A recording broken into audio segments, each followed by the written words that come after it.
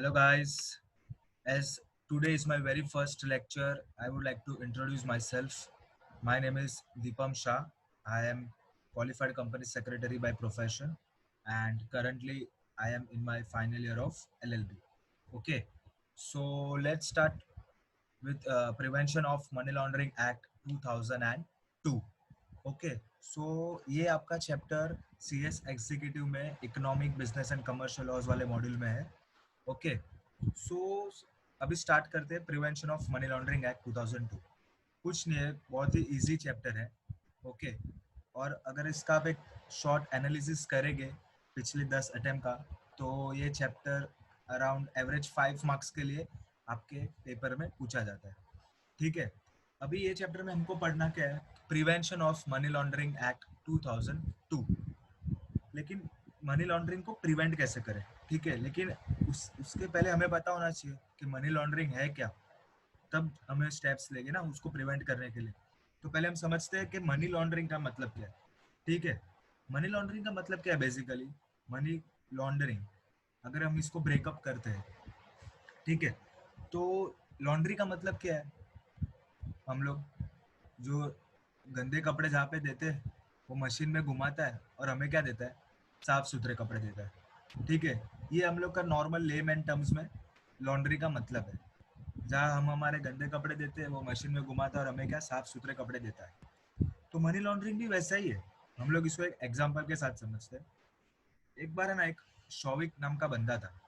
ठीक है, अपना वो है ना, रिया का भाई नहीं, दूसरा एक शौविक चक्रवर्ती था. बेचारा सीधा साधा था वो. तो उसने मस्त सी एस सी टी का एग्जाम दिया और अभी उसका 17 सितंबर को रिजल्ट आ गया, क्लियर हो गया भाई. खुश हो गया एकदम. चलो भाई, सी एस का फर्स्ट अटेम्प्ट तो अपना क्लियर हो गया. अभी अपन सी एस एग्जीक्यूटिव में आ गए. तो सी एस एग्जीक्यूटिव के लिए उसने सब जगह क्लासेस में इंक्वायरी कर ली फीस वगैरह के लिए. तो देख लिया इसने भाई, ठीक है, 60-70 थाउजेंड अराउंड फीस है. ठीक है, तो उसने क्या सोचा कि अभी थोड़ा टाइम है, मेरे पास 2 मंथ्स है, तो मैं तब तक क्या जरा कहीं जॉब कर लेता हूँ. तो उतना क्या, मैं इतना फीस मेरा कम हो जाएगा, उतना पेरेंट्स पे बर्डन कम हो जाएगा. ठीक है, हालांकि उसके पेरेंट्स तो रेडी थे पे करने के लिए, लेकिन इसने सोचा कि नहीं, अब तक मेरे मेरे पास टाइम है 2 महीने का, तो एक काम करता हूँ ना, मैं कहीं जॉब कर लेता हूँ तो उतना फीस मैं खुद से पे कर पाऊंगा.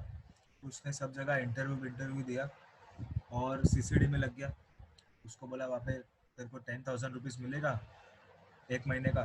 तो बोला अच्छा है चलो, 2 महीने का 20,000 होगा, और स्टार्टिंग में क्लासेस के इतने लेक्चर्स भी नहीं होते, तो एक आध महीना पार्ट टाइम कर लूँगा, तो वैसे करके 25-30 हज़ार तो मैं कमा लूँगा खुद से. ठीक है, तो ऐसे करके मस्त उसने सीसीडी में उसका जॉब लग गया. अभी सीसीडी में उसका जॉब लग गया, फिर एक दिन उधर 2 लोग बैठे थे. 2 लोग आए. उसका नाम था, एक का नाम था मिरांडा और एक का नाम था सावंत. तो वो दोनों करोड़ों में बातें कर रहे थे.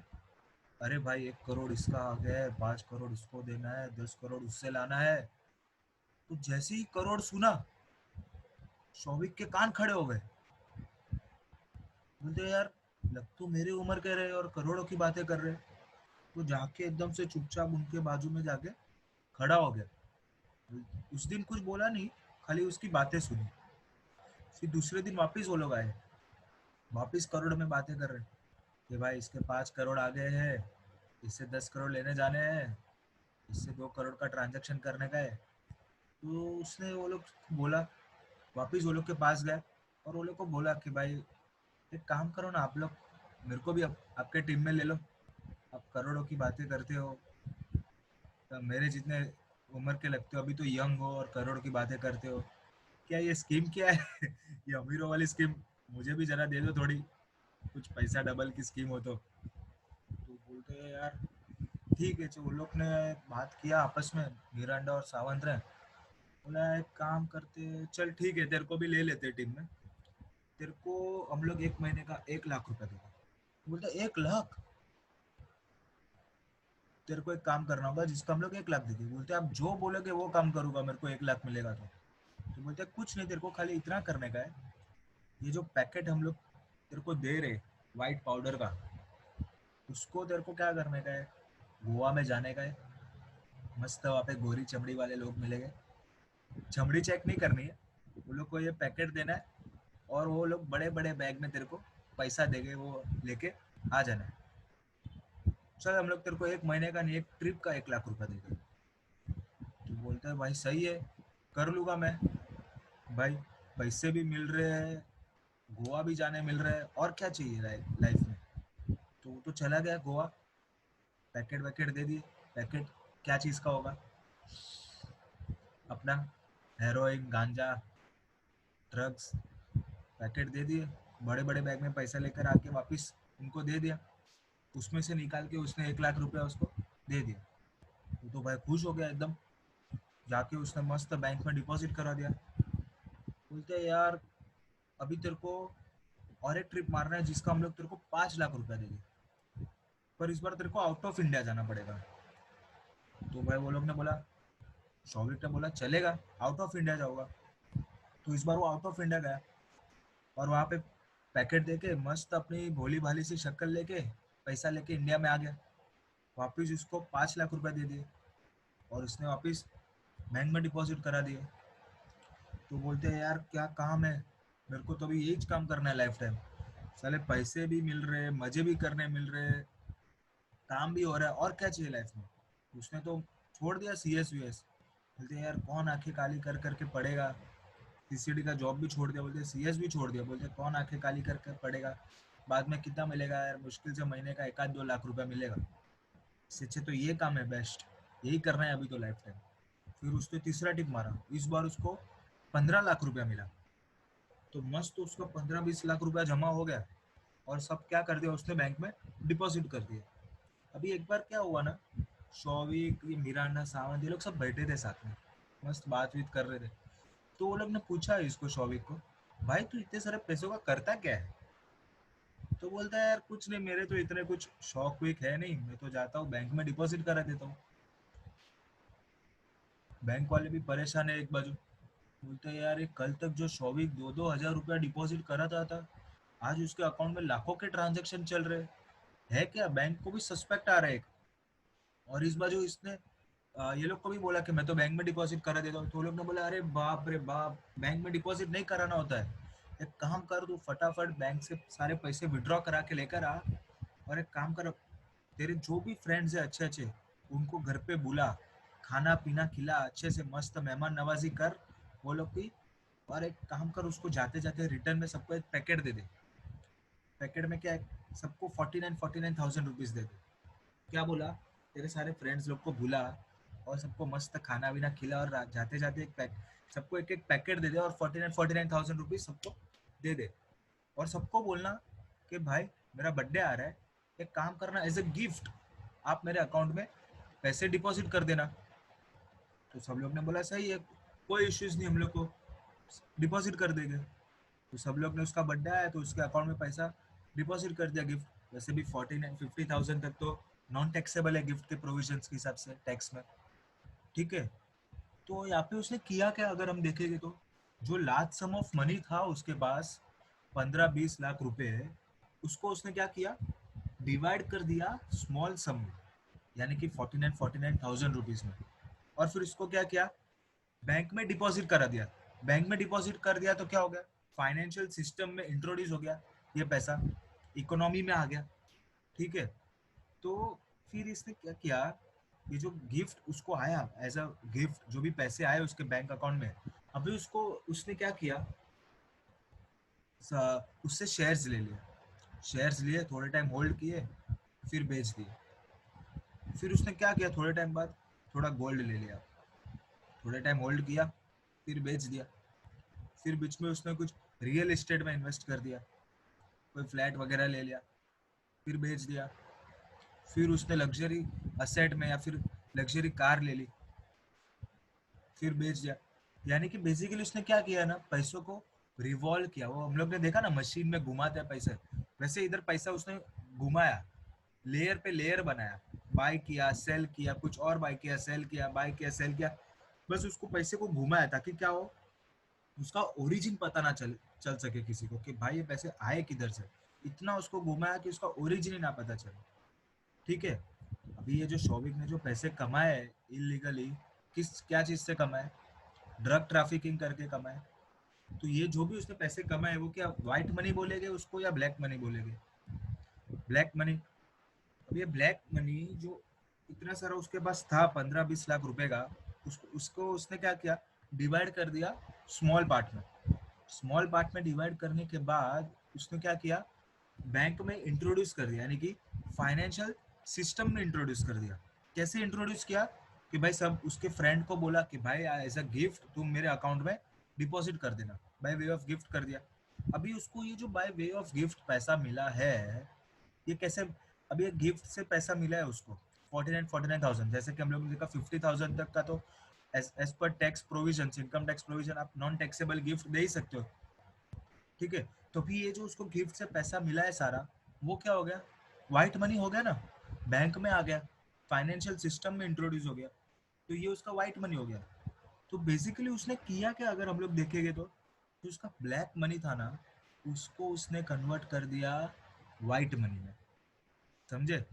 जो उसके पास इतना सारा ब्लैक मनी था उसको डिवाइड किया, फिर उसको गिफ्ट में से खुद के बैंक अकाउंट में लिया, फिर लेयर वेयर बनाया, गिफ्ट में से बैंक अकाउंट में लेके उसने क्या कर दिया, व्हाइट मनी में कन्वर्ट कर दिया। तो ये जो पूरा प्रोसेस था, जो ब्लैक मनी को कन्वर्ट किया व्हाइट मनी में, यही प्रोसेस को हम लोग बोलते हैं मनी लॉन्ड्रिंग। ठीक है, यहाँ पे मैं आपको ये नहीं सिखा रहा हूँ कि आपको मनी लॉन्ड्रिंग कैसे करना है, लेकिन अगर मनी लॉन्ड्रिंग को प्रिवेंट करना है, उसको रोकना है, उसके सामने काउंटर मेजर्स लेने हैं, तो हमें पहले ये समझना होगा ना कि मनी लॉन्ड्रिंग होता क्या है, कैसे होता है वो। तो अगर शॉर्ट में बोले तो मनी लॉन्ड्रिंग का मतलब क्या हुआ, ब्लैक मनी को कन्वर्ट करने का। जब when black money is converted in white money, this process is called money laundering. Okay, और हम लोग के चैप्टर का नाम क्या है, प्रिवेंशन ऑफ मनी लॉन्ड्रिंग। हम लोग को उसको प्रिवेंट करना है। Of course black money is not good for economy, इसलिए उसको प्रिवेंट करना है, वरना सब लोग ब्लैक मनी को व्हाइट मनी में कन्वर्ट कर देंगे। ठीक है, तो अगर हम इसको as a definition as a meaning उसको देखें कि what is actually money laundering, तो money laundering is the process of conversion of black और टेंटेड मनी। टेंटेड यानी कि क्या, जिसके ऊपर दाग लग गया, जैसे कि हमने देखा वो गंदे कपड़े, यहाँ पे क्या है, गंदे पैसे, ब्लैक मनी, वो दाग लग गया, उसको कन्वर्ट करना है ब्लैक और टेंटेड मनी इनटू वाइट और अनटेंटेड मनी। साफ सुथरे कपड़े हम लोग को मिले, वैसे इसको हम लोग ने किस में ट्रांसफर किया, साफ सुथरे कपड़े में, जिसके ऊपर दाग लगा था उसको हटा दिया, ब्लैक को व्हाइट कर दिया। ठीक है, तो money laundering is the process of conversion of black और टेंटेड मनी इनटू वाइट और अनटेंटेड मनी, या फिर उसको ऐसा भी बोल सकते हैं, प्रोसेसिंग ऑफ क्रिमिनल प्रोसीड्स। जो क्राइम करके, ऐसे जैसे कि ड्रग ट्रैफिकिंग करके उसको जो पैसा मिला है प्रोसीड्स, उसको प्रोसेस किया, यानी कि उसको घुमाया to disguise its illegal origin. Illegal origin उसका क्या था, ड्रग ट्रैफिकिंग से पैसा आया था। अभी उसको डिसगाइज यानी कि उसको छुपाने के लिए उसने क्या किया, लेयर पे लेयर प्रोसेसिंग किया, उसको पैसे को घुमाया, पहले शेयर्स लिए, फिर गोल्ड लिया, फिर लग्जरी कार ली, तो उसको क्या बोलेंगे, processing of criminal proceeds, crime से जो पैसा आया to disguise its illegal origin. Okay, money laundering का कॉन्सेप्ट पूरा क्लियर है अच्छे से।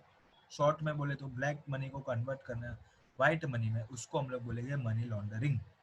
ओके, अभी हम लोग बोलते हैं ब्लैक मनी को कन्वर्ट करना, ब्लैक मनी को कन्वर्ट करना, लेकिन ये ब्लैक मनी होता क्या है एग्जैक्टली, पहले ये भी तो जानना जरूरी है ना। ब्लैक मनी क्या होता है?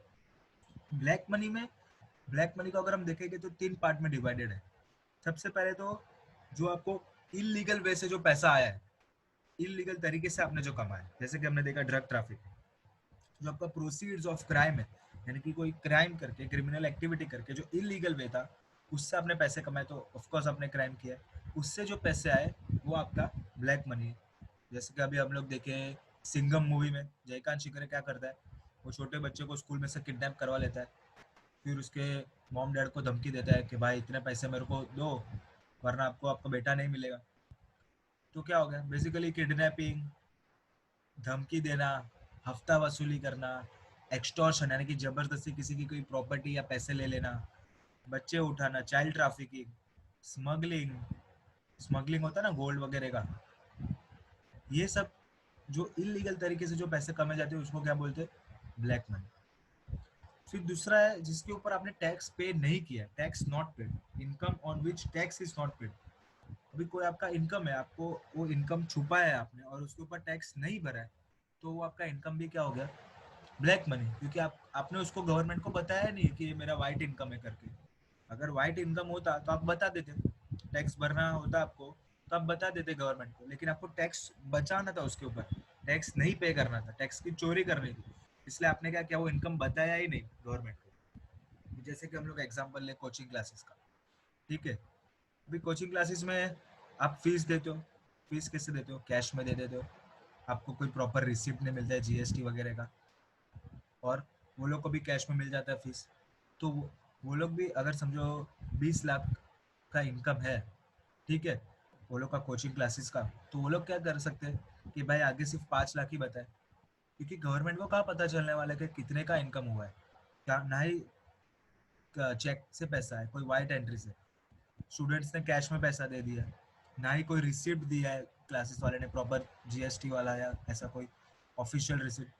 तो वो लोग तो आगे कितना भी इनकम बताया, सिर्फ 5 लाख बता दिया, 15 लाख बताया ही नहीं, क्योंकि उतना टैक्स कम पे करना पड़ेगा ना ऑफकोर्स।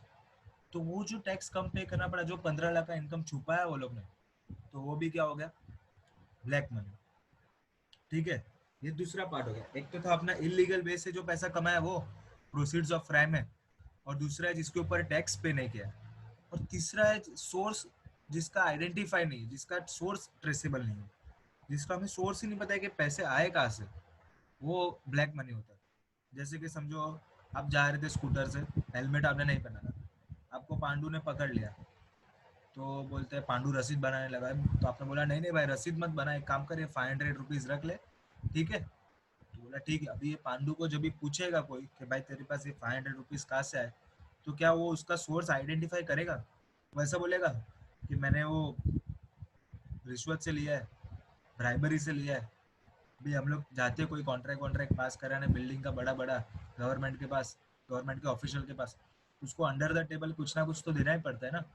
तो वो क्या आगे जाके बोलेगा कि ये मेरे को अंडर द टेबल मिला है या मेरे को ब्राइबरी से मिला है, उसका सोर्स आइडेंटिफाई नहीं करेगा वो किसी को। तो उसका जो सोर्स आइडेंटिफाई नहीं है उसको हम लोग क्या बोलेंगे, ब्लैक मनी, ठीक है। ये तीन पार्ट है ब्लैक मनी का, एक तो आपने इलीगल तरीके से कमाया वो, आपने टैक्स पे नहीं किया है वो, और तीसरा आपने सोर्स आइडेंटिफाई नहीं किया है वो। ये सारा हो गया ब्लैक मनी। अभी इसके सोर्सेज क्या क्या है ब्लैक मनी के, मतलब ब्लैक मनी आते कहाँ कहाँ से, बेसिकली अगर हम देखेंगे तो टेररिज्म, आईएसआईएस वगैरह, ब्लैक मनी से ही चलता है पूरा। ये सब उनका जो आर्म्स एम्यूनिशंस, ट्रेनिंग का पैसा, खाने के लिए पैसा, टेररिज्म, सबको डराते धमकाते मारते फिर पैसे की वसूली करते, smuggling, illegal arms sales, illegal arms का सेल्स होता है, ये बोलते हैं ना कट्टा, यूपी बिहार में कट्टे का सेल थोड़ी ना लीगली होता है, इलीगली होता है ना। फाइनेंशियल क्राइम्स जैसे कि इनसाइडर ट्रेडिंग हो गया, ठीक है, स्मगलिंग, ड्रग ट्रैफिकिंग, जैसे कि हमने हमारा एग्जांपल देखा प्रोस्टिट्यूशन रिंग्स, उसमें कोई हिस्सा भी नहीं होता है कितना पैसा आया है, सब ब्लैक मनी होता है। Insider trading, again bribery, bribe से जो पैसा है, कंप्यूटर फ्रॉड से किसी से पैसा ले लिया, आपका क्रेडिट कार्ड नंबर वगैरह जान के ओटीपी मांग के, आपको क्यूआर कोड का स्कैम जो चल रहा है आजकल, तो ये सब सोर्सेस है ब्लैक मनी के। Terrorism, illegal arms sales, financial crimes, smuggling, drug trafficking, prostitution rings, insider trading, bribery, computer fraud, ठीक है। अभी हमने क्या देखा कि what is money laundering, what is black money and what are the sources of black money. अभी हम देखेंगे process of money laundering. Process of money laundering क्या है, अगर हम लोग इसको शॉर्ट में देखें ना, तो तोड़ना, जो हमारे एग्जाम्पल में था, 15-20 लाख को तोड़ दिया 49,000 में। घुमाना, वो गिफ्ट जो उसको मिला, गिफ्ट को शेयर्स, शेयर्स को गोल्ड, गोल्ड को लग्जरी कार, उसको घुमाना, फिर वापस उसको जोड़ना, फिर वही सब पैसा वापस एक बार एक साइड वापस एक जगह जमा होगा, फिर उसको क्या करेंगे, बड़े बड़े रियल एस्टेट में, लग्जरी असेट्स में, या फिर कोई अलग कोई बिजनेस वेंचर चालू करने में इन्वेस्ट कर देंगे, ठीक है।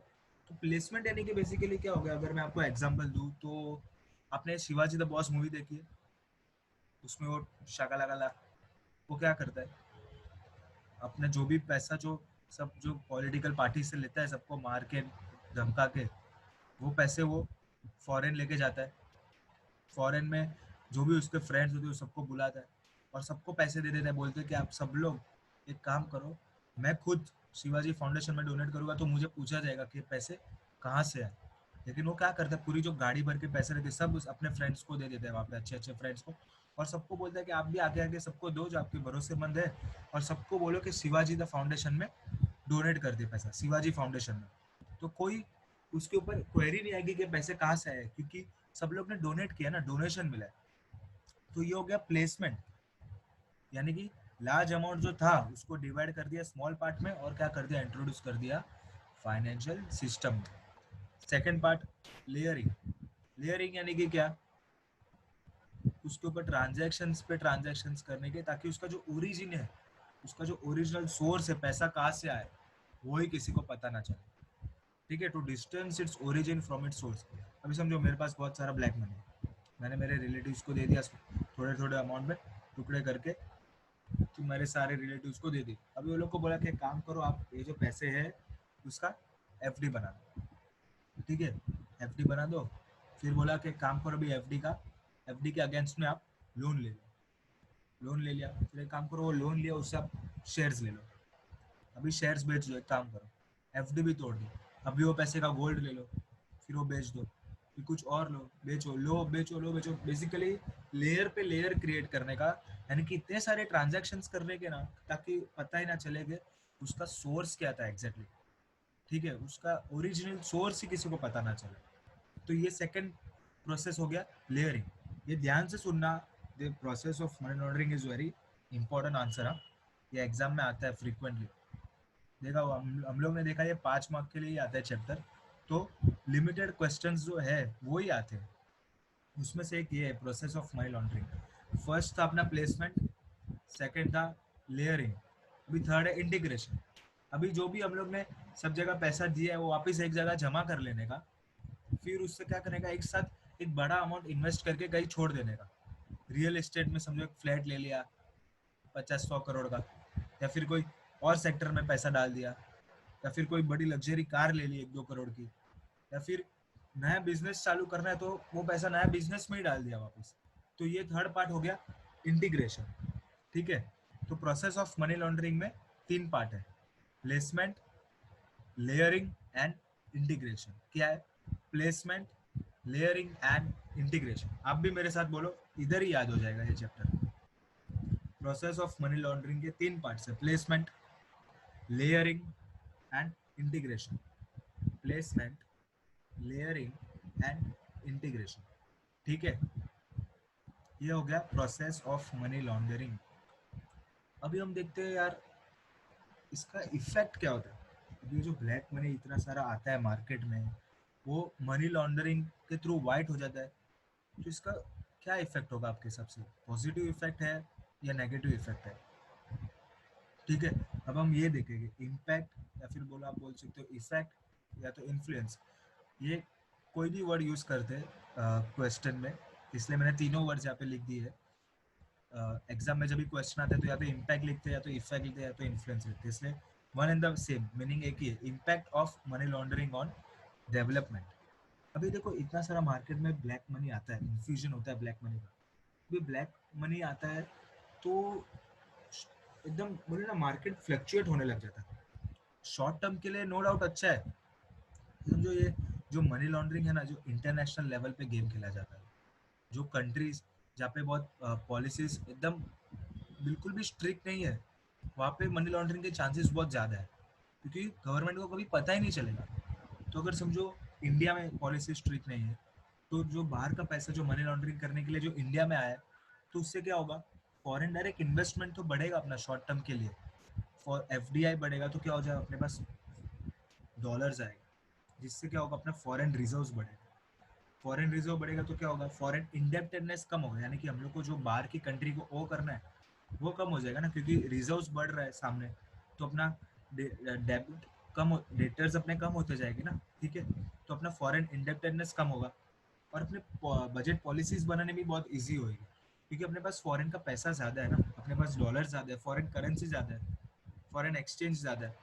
लेकिन हम देखेंगे यार, शॉर्ट टर्म के लिए नो डाउट अच्छा है बेनिफिट, शॉर्ट टर्म के लिए बेनिफिट है। ब्लैक मनी जो इन्फ्यूजन होता है जो मनी लॉन्ड्रर्स के थ्रू, पूरा उनके हाथ में होता है, कभी कितना इन्फ्यूजन कर रहे हैं। अभी देखो आज हम देखते हैं यार, ये रियल एस्टेट डाउन है, तो ऐसा नहीं है लोगों के पास पैसा नहीं है, लोगों के पास पैसा है, खाली वो लोग अभी डालने से डर रहे बस। जैसे पैसा डालेंगे वापस तो आधे से ज़्यादा ये देखते हैं अपन 50-50 या 70-30 तो ब्लैक मनी होता है।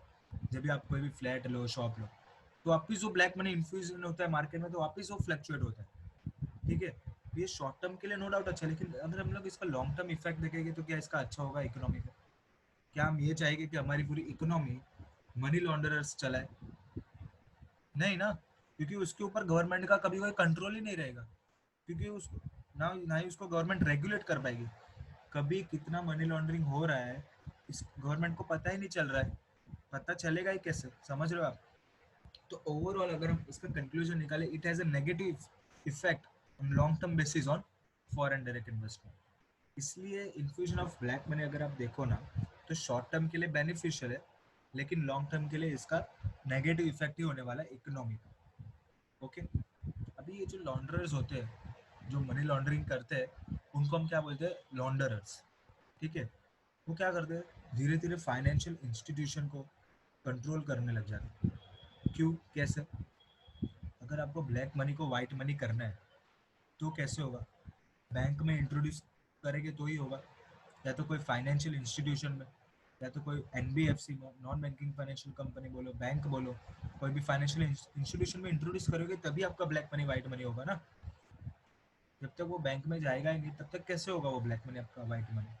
तो धीरे धीरे क्या होता है, ये लोग फाइनेंशियल इंस्टीट्यूशन इसमें बहुत बड़ा रोल प्ले करता है एक्चुअल में, क्योंकि जाने या अनजाने जो ब्लैक मनी को वाइट मनी में कन्वर्ट कर रहे हैं वो आखिर फाइनेंशियल इंस्टीट्यूशन ही है। तो क्या पता हमें वो लोग को पैसा खिला के ब्लैक मनी को वाइट मनी में कन्वर्ट करें, ठीक है। तो वो लोग लॉन्ड्रर्स के हाथ में पूरा फाइनेंशियल इंस्टीट्यूशन आ जाए, है ना। फाइनेंशियल इंस्टीट्यूशन आ जाएगा तो अगर जिस कंट्री का फाइनेंशियल इंस्टीट्यूशन आ गया आपके हाथ में, तो उसका पूरा इकोनॉमी आपके हाथ में आ गया, large sectors of economy, large sector का पूरा इकोनॉमी आपके हाथ में आ जाएगा, ठीक है। कैसे?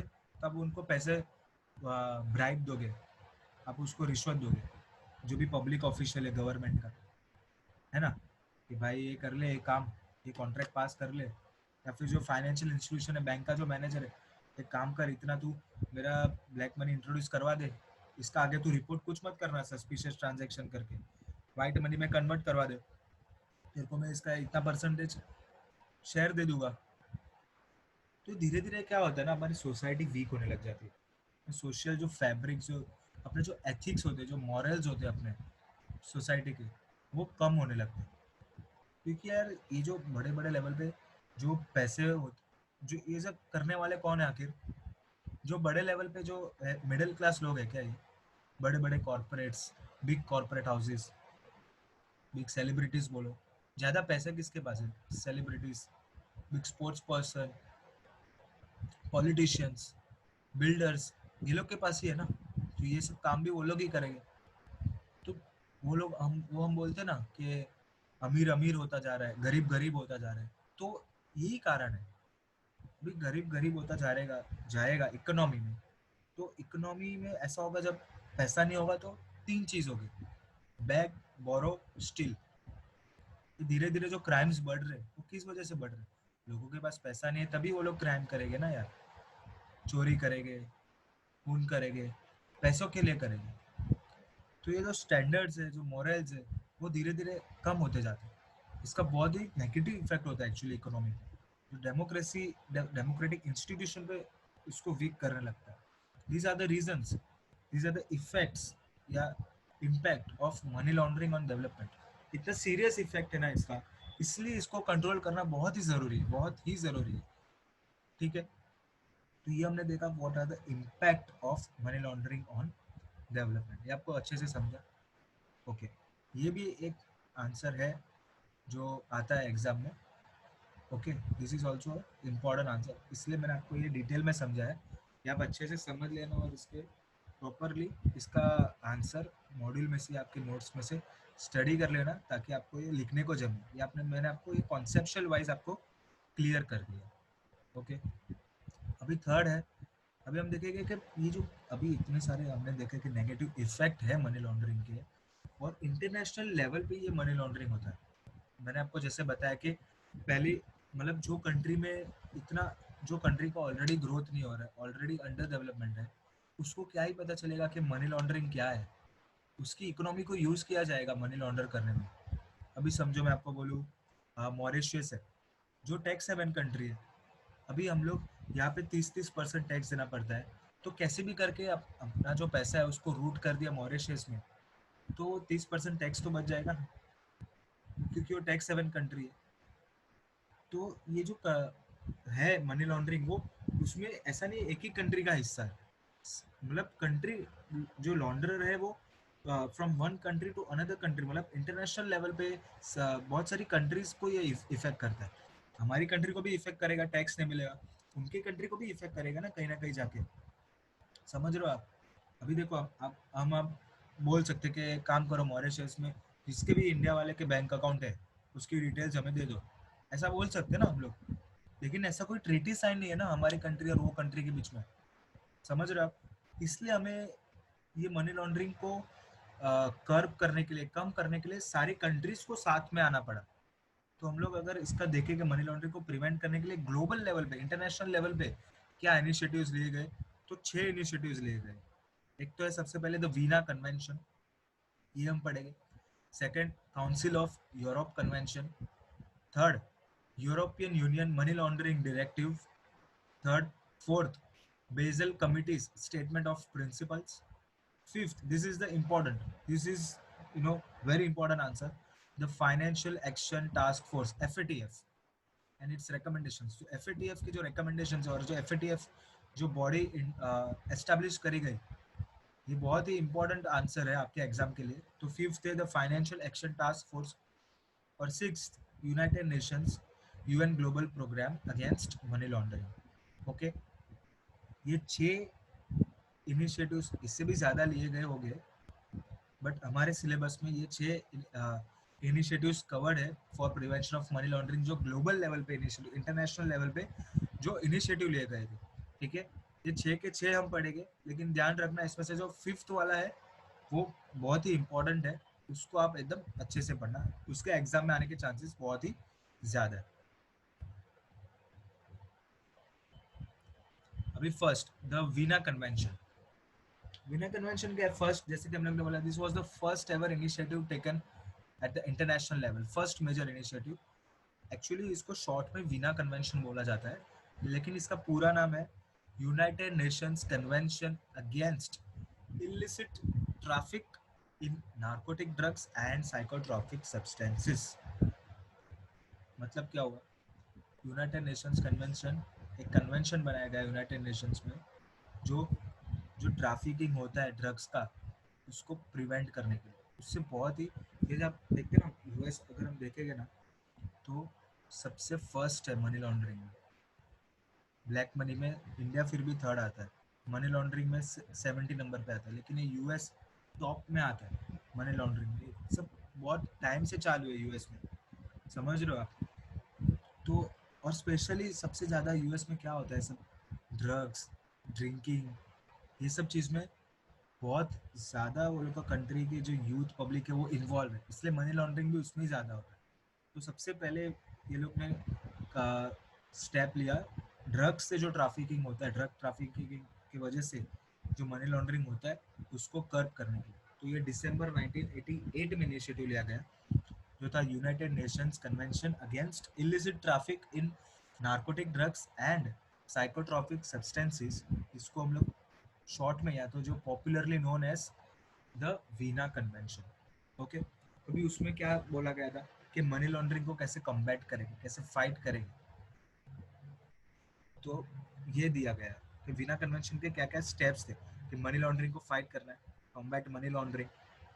तो उसके ऑब्जेक्टिव्स थे basically criminalize money laundering from drug trafficking, यानी कि जो ड्रग ट्रैफिकिंग से मनी लॉन्ड्रिंग होता है वो अभी क्रिमिनल ऑफेंस, उसको क्रिमिनलाइज कर दिया गया कि अभी अगर आप इसमें पकड़े जाओगे तो आपको इम्प्रिजनमेंट भी हो सकता है, आपको फाइन भी हो सकता है, आपके जो प्रोसीड्स ऑफ क्राइम है, जिस आपका जो पैसा मिला है आपको उससे, या फिर उससे आपने जो प्रॉपर्टी ली वो आपकी कॉन्फिस्केट कर लेगी, गवर्नमेंट ले लेगी आपसे।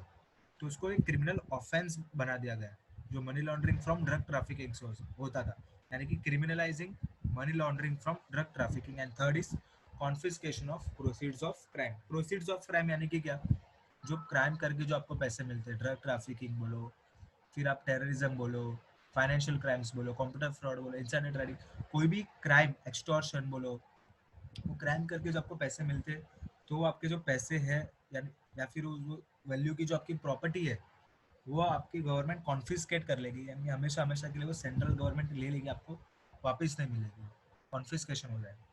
ठीक है, तो ये तीन ऑब्जेक्टिव थे उसके, तो combat money laundering, criminalize money laundering from drug trafficking, and confiscation of proceeds of crime.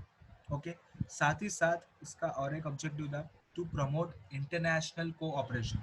International level पे मनी लॉन्ड्रिंग हो रहा है, तो कंट्रीज के बीच, जैसे कि हमने देखा ट्रीटी नहीं थी मॉरिशस और इंडिया के बीच में, इसलिए इंटरनेशनल लेवल पे कोऑपरेट करना। अगर कोई इन्वेस्टिगेशन हो रहा है, अगर इंडिया का कुछ इन्वेस्टिगेशन हो रहा है कि इंडिया के कोई बंदे ने वहाँ पे मनी लॉन्ड्रिंग किया, फॉर एग्जांपल न्यूजीलैंड में, जहाँ पे कैपिटल गेन्स पे कोई टैक्स नहीं, तो उसने वहाँ पे अपना फंड्स रूट कर दिया, तो अगर इन्वेस्टिगेशन हो रहा है तो न्यूजीलैंड कंट्री हमें सपोर्ट करे, कोऑपरेट करे।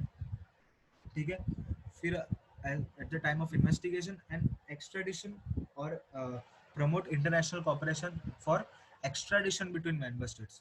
एक्सट्राडिशन का मतलब क्या है, तो समझो विजय माल्या है, वो यहाँ पे फ्रॉड करके भाग गया लंदन में या किधर, तो ठीक है, अभी हम लोग उसको वापस बुला क्यों नहीं पा रहे, यहाँ पे उस वो अक्यूज है, इतने सारे चार्जेस है उसके ऊपर, बैंक का फ्रॉड किया है, क्राइम किया उसने, फिर भी वो मजे से क्यों घूम रहा है वहाँ पे?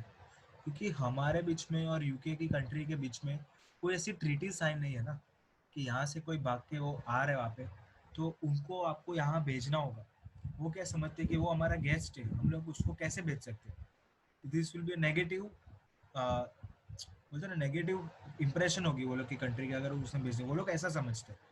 तो इसलिए अगर समझो मनी लॉन्ड्रिंग हो रहा है, कोई ऐसे करके बाहर के देश में जाके बैठा है, तो कभी हम उसको पकड़ ही नहीं पाएंगे ना। इसलिए बोला कि इंटरनेशनल कोऑपरेशन हो for extradition between member states. Extradition यानी कि क्या, अगर विजय माल्या हमारा यहाँ पे, हमारा यहाँ का विजय माल्या या नीरव मोदी वहाँ पे आके भाग के बैठा है, तो आप उसको वापस यहाँ पे भेजो, वो अक्यूज है, उसके ऊपर रिपोर्ट है, उसके ऊपर फ्रॉड का चार्जेस है बहुत सारा, टू सरेंडर और hand over of the accused by one country to another country, जहाँ पे वो अक्यूज है उसको हैंड ओवर करो, उसको बोलते हैं एक्स्ट्राडिशन। तो इसमें आपका कोऑपरेशन होना चाहिए, तभी मनी लॉन्ड्रिंग कॉम्बैट होगा ना। तो ये था, promotes international cooperation in investigation as well as extradition between member states, जो कि विजय माल्या एग्जाम्पल के लिए। और एक प्रिंसिपल एस्टेब्लिश कर दिया गया कि जो डोमेस्टिक बैंक सीक्रेसी, जो डोमेस्टिक लेवल पे, नेशनल लेवल पे या फिर डोमेस्टिक लेवल पे, it should not interfere with international criminal investigation. अभी समझो एक इंटरनेशनल लेवल पे क्रिमिनल इन्वेस्टिगेशन हो रहा है, जैसे कि हमने बोला कि हमारा कोई यहाँ का बंदा वहाँ पे गया है, और समझो उसका वहाँ पे कोई बैंक अकाउंट है, तो भी वो लोग बोलेंगे कि नहीं, हम लोग का बैंक का सीक्रेसी होता है, हम लोग किसी को सीक्रेट्स देते नहीं हमारे क्लाइंट्स को।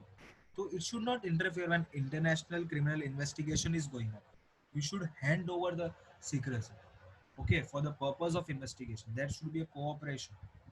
जो भी उसकी डिटेल्स है ट्रांजेक्शन्स की, वो हमें दो आप, ताकि हम उसको ऊपर उसका रिपोर्ट बना सके कि क्या क्या उसने क्राइम किए, हमें पता चले कि कैसे किया है, क्या वो अक्यूज है कि नहीं सच में, है ना। तो domestic bank secrecy should not interfere with international criminal investigation. This was the principle established in the Vienna convention. ये आपका first initiative. Second, the council of Europe convention. Okay, the council of Europe convention, उसका पूरा नाम है the council of Europe convention on laundering, search, seizure, and confiscation of proceeds of crime 1990। Okay, the Council of Europe Convention on Laundering, search, seizure, seize कर लेने का, उस property को seize कर लेने का, यानी कि जब्त कर लेने का, and confiscation of proceeds of crime 1990। इसने क्या सेट आउट किया कि एक कॉमन पॉलिसी होना चाहिए मनी लॉन्ड्रिंग पे, उसको बचाने के लिए, प्रिवेंट करने के लिए। एक कॉमन डेफिनेशन बनाओ मनी लॉन्ड्रिंग का कि ये चीज़ मनी लॉन्ड्रिंग में इन्वॉल्व है, ये करोगे तो उसको मनी लॉन्ड्रिंग माना जाएगा। एक common measures for dealing in money laundering, क्या होना चाहिए? Common measures for dealing in money laundering. Just a second.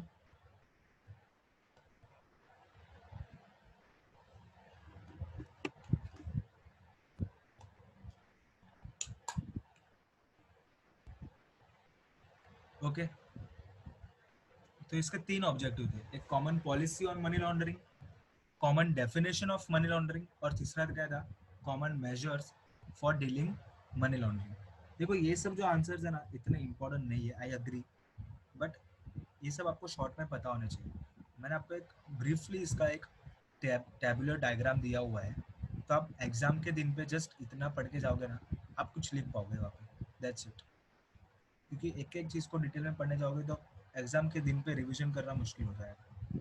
Okay, तो ये सब चीज़ आप, एक मैंने आपको ब्रीफली जो टेबुलर फॉर्म में दिया है, वो आप इतना पढ़ लोगे तो आपके लिए इनफ हो जाएगा। ठीक है, ये सब चीज़ आप अभी समझ लो, बाकी बाद में आपके पास अलग से टाइम नहीं होगा कि एक एक चीज़ को डिटेल में पढ़ने के लिए जाऊँगा। ठीक है, बेसिकली कुछ नहीं, यूरोप कन्वेंशन में वो लोग ने बोला कॉमन पॉलिसी लाना है मनी लॉन्ड्रिंग पे, तीन चीज़ कॉमन करनी है।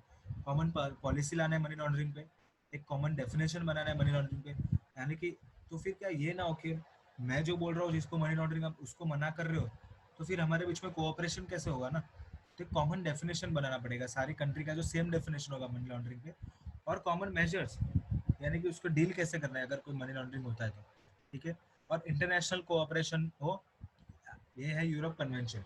तो जो यूरोप कन्वेंशन के जो भी मेंबर स्टेट्स है, जो इसमें मेंबर कंट्रीज बनी है, वो लोग के बीच में इंटरनेशनल कोऑपरेशन हो, प्लस जो लोग outside the state of council of Europe है, जो लोग काउंसिल ऑफ यूरोप में नहीं भी आते जो स्टेट्स, वो लोग के साथ भी इंटरनेशनल कोऑपरेशन करना चाहिए, करने का ये उसका एक ऑब्जेक्टिव था। ठीक है, ये आया था सितंबर 1993 में।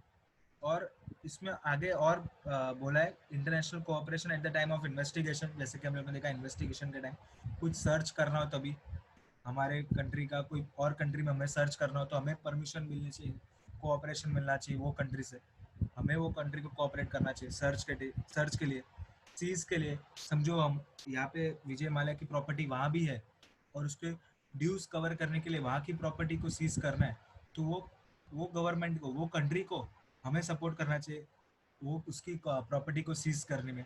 ठीक है, या फिर confiscation of proceeds of crime, उसको जब्त करने के लिए, उसकी प्रॉपर्टी को कॉन्फिस्केट करने के लिए। ठीक है, तो ये सब international cooperation in investigation, search, seizure and confiscation of proceeds of crime.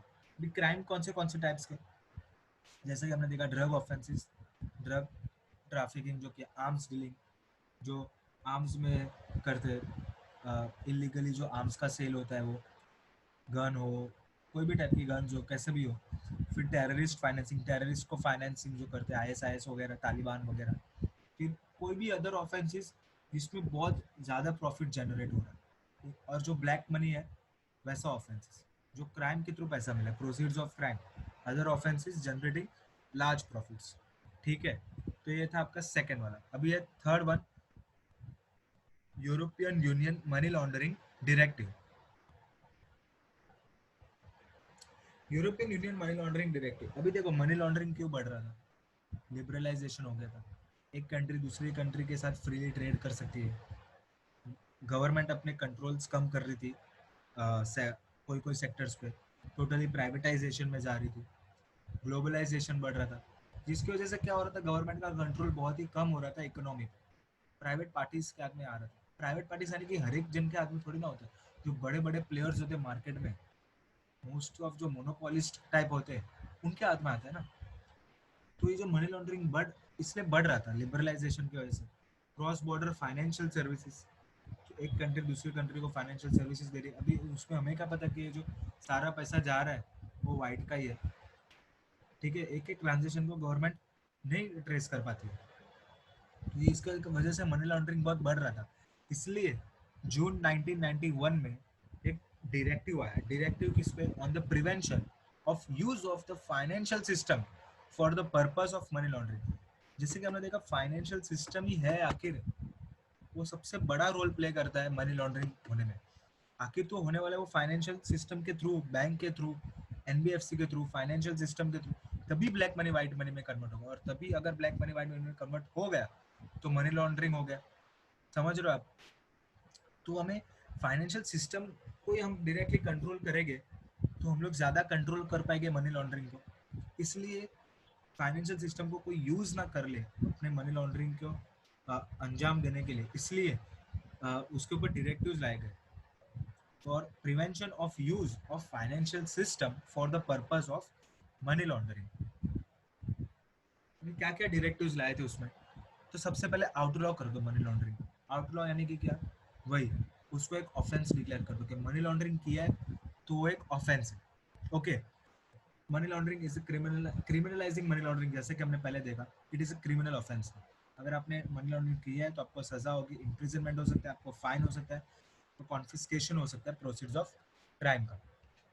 Okay, second is to establish and maintain internal systems to prevent money laundering. जो भी इंटरनल सिस्टम है, यानी कि जो बैंक्स के अंदर जो सिस्टम है, जो फाइनेंशियल इंस्टीट्यूशन के अंदर, जो गवर्नमेंट का जो इंटरनल सिस्टम, उसको इतना एस्टेब्लिश करो और मेंटेन करो ताकि मनी लॉन्ड्रिंग कम हो, वो अपन उसको प्रिवेंट कर सकें। Third, customer identification. Customer identification is very important. अभी देखो, बैंक ऑफ बड़ौदा का केस हुआ था आई गेस, उसको यही गलती होगी, मतलब सारे जो फंड्स थे वो मॉरिशस में ट्रांसफर हो रहे थे, लेकिन एंड ऑफ द डे जब पता चला उनको, तो उनको यही पता नहीं चला कि वो किसका फंड ट्रांसफर हो रहा है, क्योंकि वो कस्टमर का केवाईसी नहीं लिया गया था। फिर उसके बाद से आरबीआई ने कंपलसरी कस्टमर केवाईसी लेने को बोला है। अगर आपको बैंक अकाउंट अभी ओपन करना हो तो कंपलसरी आपको Aadhaar card, PAN card, PAN card नहीं हो तो उसका एक डिक्लेरेशन कि आपके पास पैन कार्ड नहीं है करके, का फोटो आइडेंटिटी, ये हर एक चीज़ हर एक कस्टमर का लेना जरूरी है कस्टमर आइडेंटिफिकेशन के थ्रू, क्योंकि फिर अगर कल उठ के कोई ट्रांजेक्शन होता है तो कौन कर रहे हैं हम उसको ट्रेस कर सके।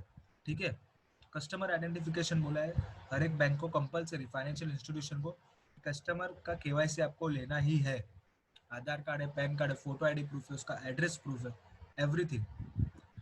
फिर जो आपने रिकॉर्ड लिया है प्लस जो उससे कस्टमर के जो ट्रांजेक्शन हुए वो आपको रेगुलेट करने हैं ट्रांजेक्शन्स को, और कोई भी सबसे पहले तो उसको रिकॉर्ड करना है मिनिमम 5 साल तक, वो ट्रांजेक्शन्स को मिनिमम 5 साल तक आपको रिकॉर्ड करना है। उसका नेचर, नेचर ऑफ ट्रांजेक्शन, उसका करेंसी ऑफ ट्रांजेक्शन, कौन से करेंसी में हुआ था, फॉरेन करेंसी में हुआ था, इंडियन करेंसी में हुआ था, कौन से करेंसी में, उसका अमाउंट ऑफ ट्रांजेक्शन, हर एक चीज़ आपको रिकॉर्ड करनी है मिनिमम 5 साल तक। और उसको रिकॉर्ड करने के साथ साथ रेगुलेट भी करना है। रेगुलेट इन द सेंस क्या, कि जैसे कि अगर कोई ट्रांजेक्शन में बहुत ही ऊपर नीचे हो रहा है या फिर ज़्यादा ट्रांजेक्शन हो रहे हैं बहुत बड़े बड़े अमाउंट के, जो जिसमें कम ट्रांजेक्शन होते थे पर कंटिन्यूसली बड़े बड़े अमाउंट के ट्रांजेक्शन हो रहे हैं, या फिर कंटिन्यूसली बोले ना 50,000 के ऊपर पैन कार्ड देना पड़ता है आपको डिपॉजिट कराने के लिए बैंक में, लेकिन कंटिन्यूसली 49,000 के डिपॉजिट्स हो रहे हैं बैंक अकाउंट में, तो ऐसे ट्रांजेक्शन को रिकॉर्ड करो और रिपोर्ट करो आगे आरबीआई को या ईडी को, कि जो सस्पिशियस ट्रांजेक्शन है उसको आप आगे रिपोर्ट करो। ठीक है, रेगुलेट करो, और साथ में अगर आपको कुछ सस्पिशियस नजर आता है तो उसको आप आगे रिपोर्ट करो सस्पिशियस ट्रांजेक्शन्स को। ये थे उसके ऑब्जेक्टिव्स, मतलब बेसिकली डायरेक्टिव्स, कि कैसे आपको बैंक को वर्क करना है ताकि बैंक को कोई यूज ना कर पाए मनी लॉन्ड्रिंग करने में। ओके, फोर्थ है अपना Basel committees statement of principles. ये कभी आया? दिसंबर 1988 में। Basel committee on banking regulation supervisory practices, वापस बैंकिंग पे, क्योंकि हमें पता है कि कहीं ना कहीं बैंक ही जाने या अनजाने में इन्वॉल्व है मनी लॉन्ड्रिंग में। मेन थिंग, मेन रोल जो प्ले कर रहा है वो है बैंक। ओके, तो बेजल कमिटी आया on banking regulation supervisory practices. उसने क्या दिए? स्टेटमेंट ऑफ प्रिंसिपल्स, कुछ प्रिंसिपल्स दिए जो इंटरनेशनल बैंक्स को फॉलो करने हैं। जैसे कि फर्स्ट अपने देखा कस्टमर आइडेंटिफिकेशन, यानी कि कस्टमर का केवाईसी जो हमने ऑलरेडी देखा, उसका आधार कार्ड लो, पैन कार्ड लो, फोटो आईडी प्रूफ लो, उसका एड्रेस प्रूफ लो। अगर परमानेंट एड्रेस में नहीं रहता है तो करंट वो कहाँ पे रहता है, कितने टाइम से रहता है, अगर 1 साल से ज़्यादा नहीं रहते तो उसके पहले कहाँ पे रहता था, each and every detail about customer. Okay, so when there is any suspicious transaction we can trace down to him, we can trace him. Okay, एक ट्रैक रिकॉर्ड उसका हम लोग देख सकते हैं। अवॉइड करो सस्पिशियस ट्रांजैक्शंस, अवॉइड करो यानी कि क्या, कि आपकी सिस्टम इतनी प्रॉपर रखो कि सस्पिशियस ट्रांजैक्शन ज़्यादा हो ही ना पाए, वैसे आप उसको अवॉइड करो। कि ज़्यादा सस्पिशियस ट्रांजैक्शन हो रहा है और होता है तो उसको रिपोर्ट करो। और अगर कुछ ऐसा ट्रांजैक्शन होता है तो आप जो आपकी जो गवर्नमेंट है उसको, जो लॉ इन्फोर्समेंट एजेंसीज है, जो इंटरमीडियरीज इसके साथ इन्वॉल्व है, जो इसका रिपोर्ट करती है, इसको रिसर्च जो सर्च करती है इसके ऊपर, बेसिकली जो देखती है कि कैसे हुआ है, अगर हुआ है कि नहीं, तो वैसी सारी एजेंसीज को आप, जो बैंक है वो उनको कॉपरेट करो। कॉपरेट इन द सेंस उसको सारी जो इन्फॉर्मेशन चाहिए वो इन्फॉर्मेशन दो आप उनको, जो आपका कस्टमर का रिकॉर्ड है, डेटाबेस है, जिसके ट्रांजेक्शन्स किए है, वो सारी इन्फॉर्मेशन वो लॉ इन्फोर्समेंट एजेंसीज को दो ताकि हम उसको ट्रेस कर पाए। तो क्या क्या स्टेटमेंट ऑफ प्रिंसिपल्स दी है, एक तो कस्टमर आइडेंटिफिकेशन, यानी कि सबसे पहले तो आप कस्टमर आइडेंटिफिकेशन रखो, केवाईसी रखो हर एक कस्टमर का, सस्पिशियस ट्रांजेक्शन अवॉइड करो और लॉ इन्फोर्समेंट एजेंसीज को कॉपरेट करो। ठीक है। तो थर्ड क्या है, एम। इसका एम क्या था बेसिकली बेसल कमेटी का, prevent misuse of bank for money laundering. Main तो वही है, बैंक जिससे मनी लॉन्ड्रिंग हो रहा है, तो उसका मिसयूज जो हो रहा है ना, जो लोग इसका मिसयूज कर रहे हैं अपने मनी लॉन्ड्रिंग पर्पस के लिए, ब्लैक मनी को वाइट मनी में कन्वर्ट करने के लिए, वो उसको कम करने का मिसयूज इसका। ठीक है, कैसे भी करके जैसे कि केवाईसी वगैरह करके सारे स्टेप्स काउंटर मेजर्स लेके, उसका मेन एम यही था कि प्रिवेंट करना है misuse of bank for money laundering. Okay, अभी देखो द इंटरनेशनल ऑर्गेनाइजेशन और एक है IOSCO, जो है the international organization of securities commission.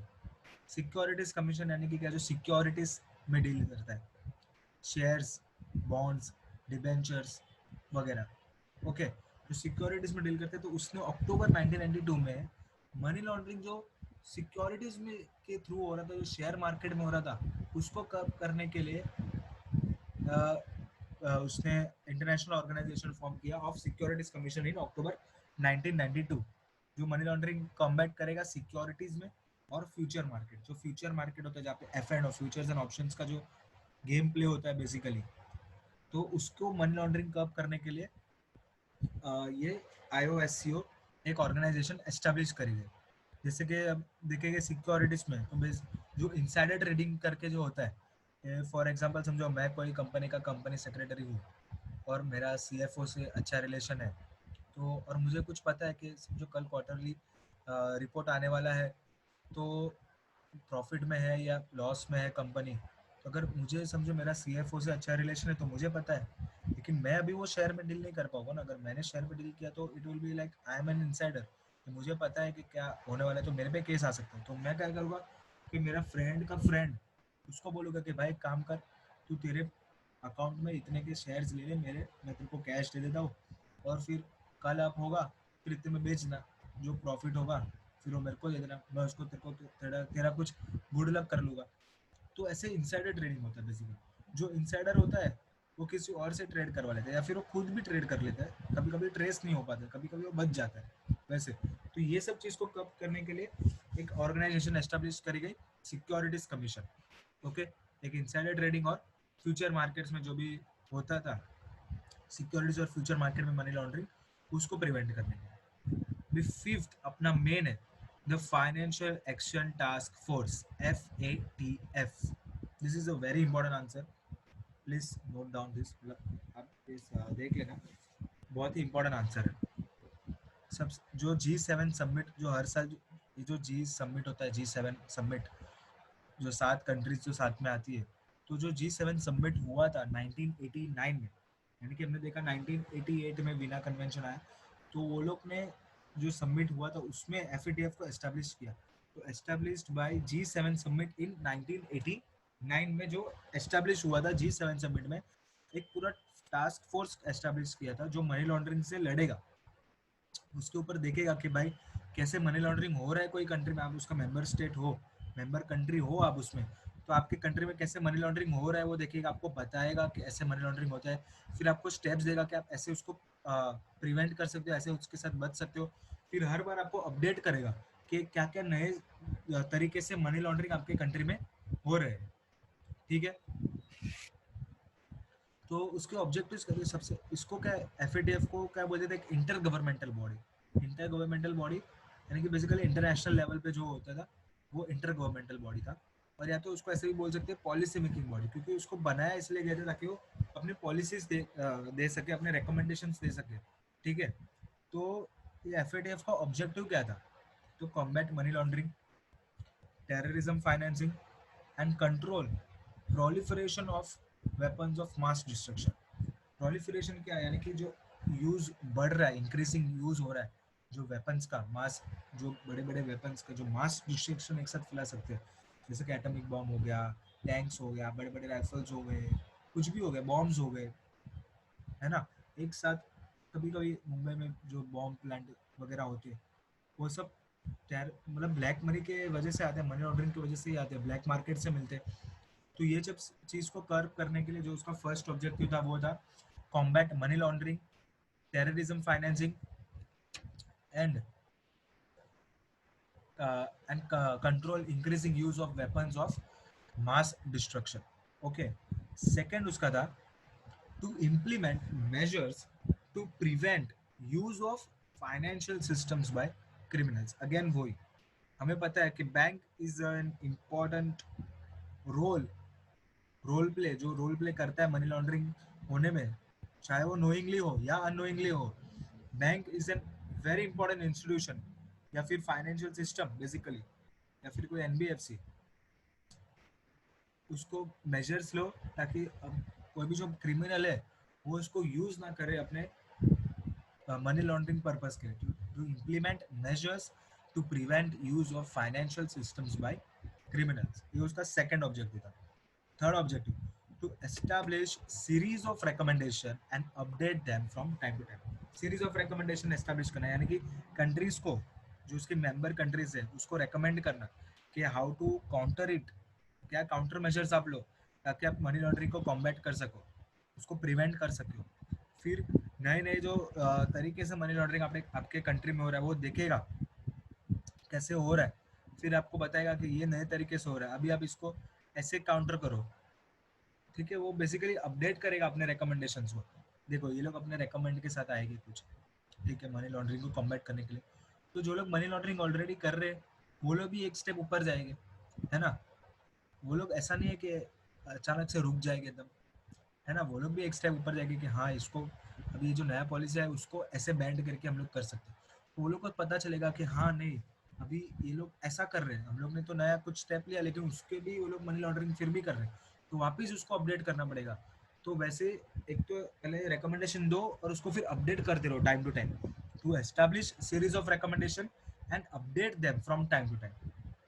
फिर मॉनिटर करो जो भी प्रोग्रेस, अगर जो आपने जो रिकमेंडेशन दिया है उससे कुछ प्रोग्रेस हो रहा है, या फिर आपने जो मनी लॉन्ड्रिंग, जो आपने टेक्निक्स दी है कि कैसे मनी लॉन्ड्रिंग कर रहे जो लॉन्डरर्स है, वो वो टेक्निक्स क्या सच में वैसे हो रहा है, या फिर कई नई टेक्निक्स आई है मार्केट में, या और उसके ऊपर नेसेसरी मेजर्स इंप्लीमेंट करो कि कैसे उसके ऊपर नेसेसरी मेजर्स लेना है उसको कॉम्बैट करने के लिए। ठीक है, तो फोर्थ उसका ऑब्जेक्टिव था to monitor the progress, review money laundering techniques and implement necessary measures। Okay, now fifth point was to promote the adoption and implementation of appropriate measures globally। अब वही जो अडॉप्ट किए मेजर्स उसको promote करो और ये देखो कि सारी कंट्री उसको इम्प्लीमेंट करे at a global level. Okay, सारी कंट्रीज उसको इम्प्लीमेंट करें, उसको अडॉप्ट करें और उसको इम्प्लीमेंट करें, जो भी एफएटीएफ ने जो मेजर्स बताए हैं वो। ठीक है, तो फिफ्थ इसका था promote the adoption and implementation of appropriate measures globally at a global level, international level. ये पांच objective, very important objective, FATF is a very important answer है, पांच ऑब्जेक्टिव आपको याद करने। सबसे पहले हम लोग एक स्टोरी बनाते हैं कि सबसे पहले मनी लॉन्ड्रिंग को रोकना है तो क्या करेंगे, मेजर लेना पड़ेगा। मेजर लेने के लिए मेजर लेंगे एफएटीएफ वाले, फिर वो रेकमेंड करेंगे। रेकमेंड करने के बाद देखेंगे कि भाई हाँ प्रोग्रेस हो रहा है कि नहीं हो रहा है। और उसको बोलेंगे अगर हो रहा है तो बोलते हैं इंटरनेशनल लेवल पे सबको बोलेंगे कि आप अडॉप्ट करो और इम्प्लीमेंट करो। ठीक है, क्या करेंगे, मनी लॉन्ड्रिंग को रोकना है तो उसके लिए मेजर लेना है। मेजर लेना है और वो मेजर सबको क्या करना है, रेकमेंड करना है और फिर वापस उसको ही रिव्यू करना है कि क्या मेजर्स बराबर वर्क हो रहे हैं। ठीक है, या फिर कहीं कोई नई टेक्निक आई है मार्केट में मनी लॉन्ड्रिंग की तो नहीं आई है, तो वापस कुछ मेजर बनाओ, उसको अडॉप्ट करो, इम्प्लीमेंट करो और ग्लोबली उसको बोलो कि सब लोग इम्प्लीमेंट करें। ठीक है, ये 5 ऑब्जेक्टिव है basically. To combat, take measures, to recommendation, मतलब रिकमेंड करो और मॉनिटर करो और प्रमोट करो। 5, combat, measure, recommend, monitor and promote। CMRMP, CMRMP, इतना आप याद कर लो शॉर्ट में।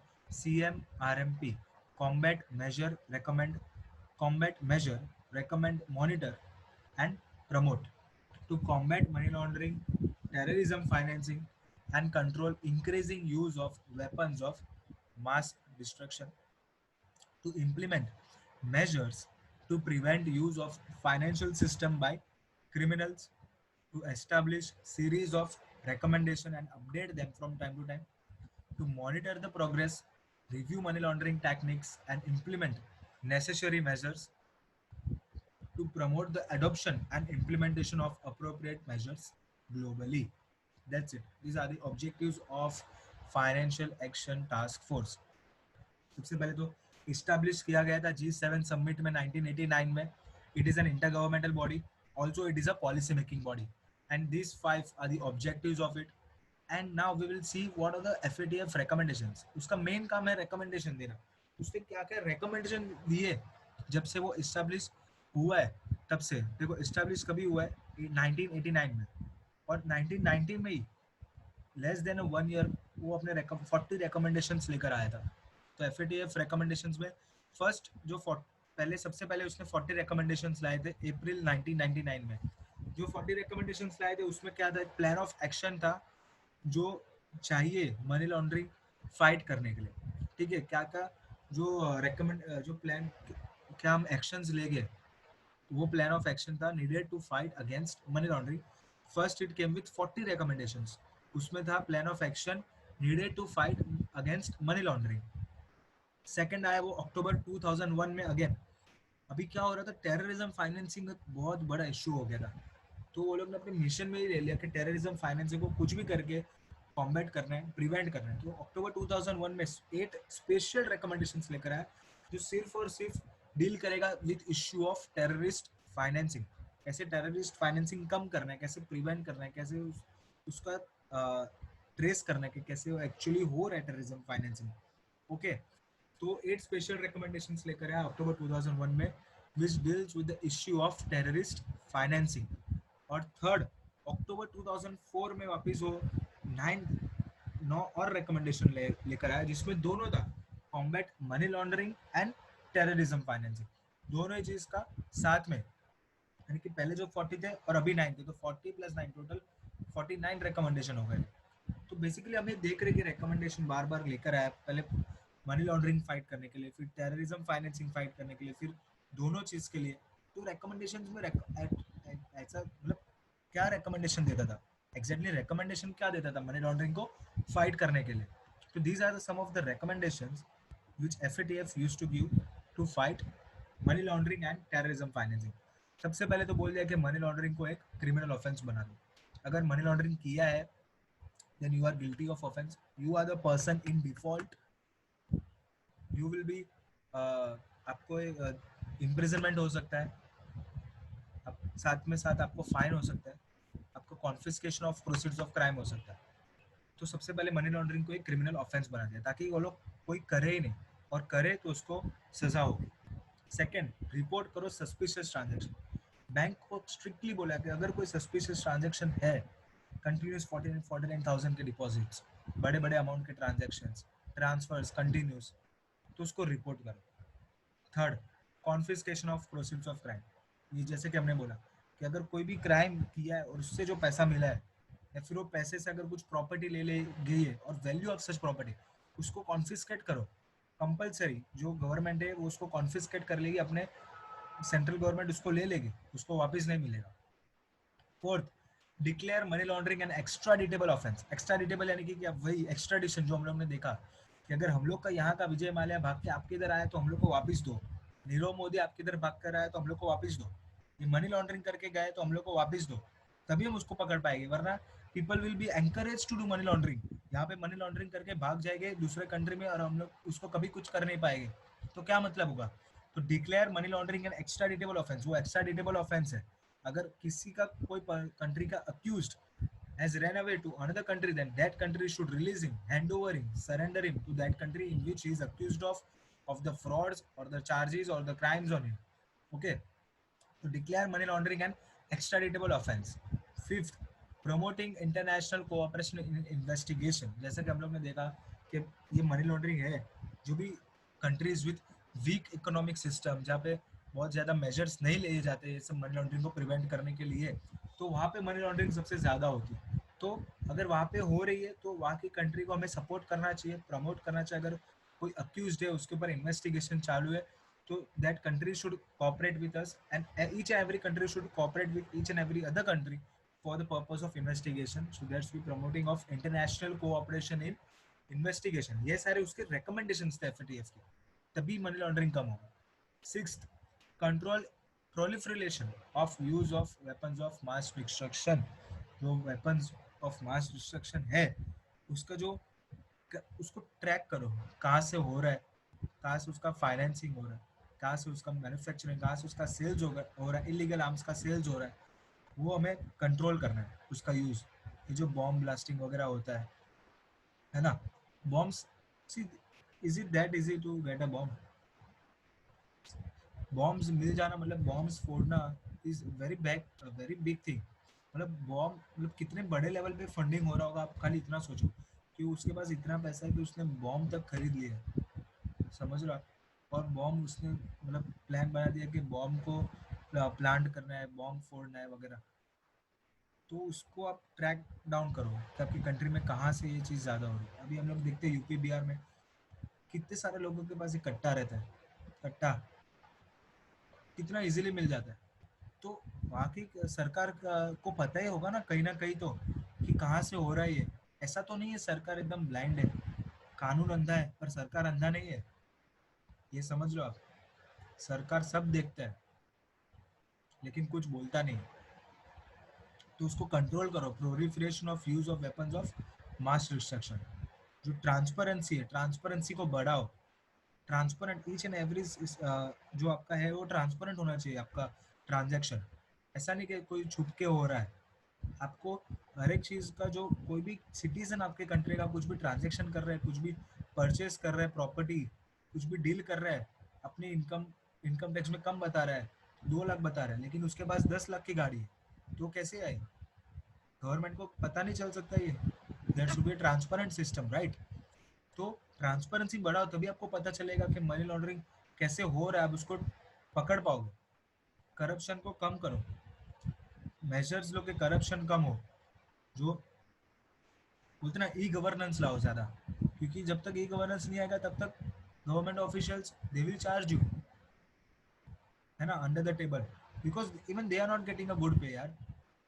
That is the only option left to them, they will charge you under the table. और उससे क्या होगा, करप्शन बढ़ेगा। तो ये सारे रिकमेंडेशन वो देता है कि मनी लॉन्ड्रिंग को कम करने के लिए, ठीक है। ये सब अगर नहीं हुआ तो ब्लैक मनी अपने आप बढ़ेगा, और जैसे ही ब्लैक मनी बढ़ा तो उसको क्या करेंगे, यूज़ करना होगा कभी ना कभी, मार्केट में लाना होगा, तो वाइट मनी में कन्वर्ट करना ही होगा ना, तो ही मनी लॉन्ड्रिंग बढ़ेगा। तो रिकमेंडेशंस क्या क्या थे?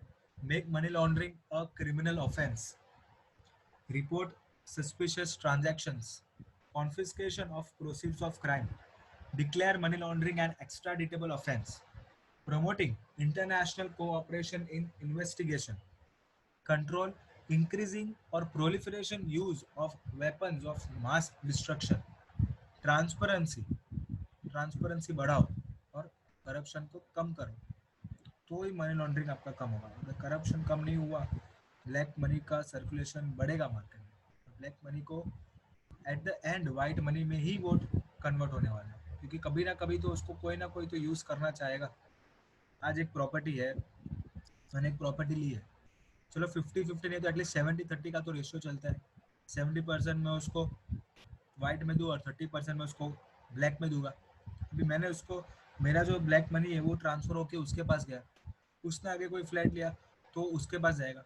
लेकिन कभी ना कभी ये साइकिल का एंड आएगा, कभी ना कभी कोई तो बोलेगा कि मेरे को ये अभी मार्केट में इंट्रोड्यूस कर रहा है, मेरे को ये खुद के लिए यूज़ कर रहा है, ना ही आगे ट्रांसफर कर रहा है। तो कभी ना कभी तो ये मार्केट में आएगा ना, तभी फ्लक्चुएट हो जाएगा अपना इकोनॉमिक, इन्फ्लो बढ़ जाएगा, कभी इन्फ्लो कम हो जाएगा, कभी बढ़ जाएगा। तो जब तक आप करप्शन को कम नहीं करोगे, ब्लैक मनी कम नहीं होगा। ब्लैक मनी कम नहीं होगा तो मनी लॉन्ड्रिंग होना ही है। कभी ना कभी तो उसको व्हाइट मनी में कन्वर्ट करेगा ही, किसी ना किसी, कोई ना कोई तो लास्ट में यूज़ करेगा साइकिल में, कभी ना कभी वो स्टॉप होगा। ठीक है, तो करप्शन को कम करना is a very big thing to prevent money laundering. Okay, so these are the recommendations of FATF, that is Financial Action Task Force. Okay, तो क्या थे, एक शॉर्ट में हम लोग देखते हैं। This is a very important answer. FATF जो इस्टेब्लिश हुआ था G7 समिट में 1989 में, also known as inter governmental body plus policy making body. Okay, और इसके ऑब्जेक्टिव्स, ये जो 5 ऑब्जेक्टिव्स है, to combat, measure, to take measures, to establish recommendations, to monitor progress and to promote the adoption। ये 5 measures है इसमें, combat, measures, recommendation, monitor और promote. ये 5 ऑब्जेक्टिव वेरी इंपॉर्टेंट, ये याद रखने। प्लस उसके रिकमेंडेशंस, पहले 40 रिकमेंडेशन लाए, 40, फिर 8, फिर 9। ओके, इसमें से 8 थे वो टेररिस्ट फाइनेंसिंग के थे, 40 थे मनी लॉन्ड्रिंग के लिए, और जो 9 थे वो दोनों के लिए। 40 थे to fight against money laundering, जो 8 थे to fight against terrorist financing, और जो 9 थे वो दोनों कंबाइन, मनी लॉन्ड्रिंग भी और टेररिस्ट फाइनेंसिंग भी। और रिकमेंडेशंस क्या क्या थे, क्रिमिनल ऑफेंस डिक्लेयर कर देना, सस्पिशियस ट्रांजैक्शंस को रिपोर्ट करना, कॉन्फिस्केट कर देना प्रोसीड्स ऑफ क्राइम को, मनी लॉन्ड्रिंग को एक्स्ट्राडिटेबल ऑफेंस डिक्लेयर करना, to promote international cooperation in investigation, to control proliferation of weapons of mass destruction, transparency बढ़ाना और करप्शन कम करना। Okay, this is a very important answer FATF, इसको please यही पे याद कर लेना। Financial action task force is a very important answer. अगर आप प्रिवेंशन ऑफ मनी लॉन्ड्रिंग का चैप्टर देखते हो, एवरेज 5 मार्क का आता है, तो FATF बहुत ही फ्रीक्वेंटली पूछा जाता है। फिर इस पर कैसा भी क्वेश्चन बने, इससे रिलेटेड हमें सब आना चाहिए। FATF है, प्रोसेस है, इफेक्ट है, कभी कभी वो भी इफेक्ट इतना ज़्यादा नहीं पूछते, लेकिन कभी कभी वो भी पूछ लेते हैं। FATF and process a very important answer. Sixth हमारा क्या था, United Nations global programme against money laundering. United Nations global programme against money laundering, तो office of the drug control and crime prevention जो है, उसने ये इम्प्लीमेंट किया, यानी कि उसने ये लाया द UN, यानी कि United Nations global programme against money laundering.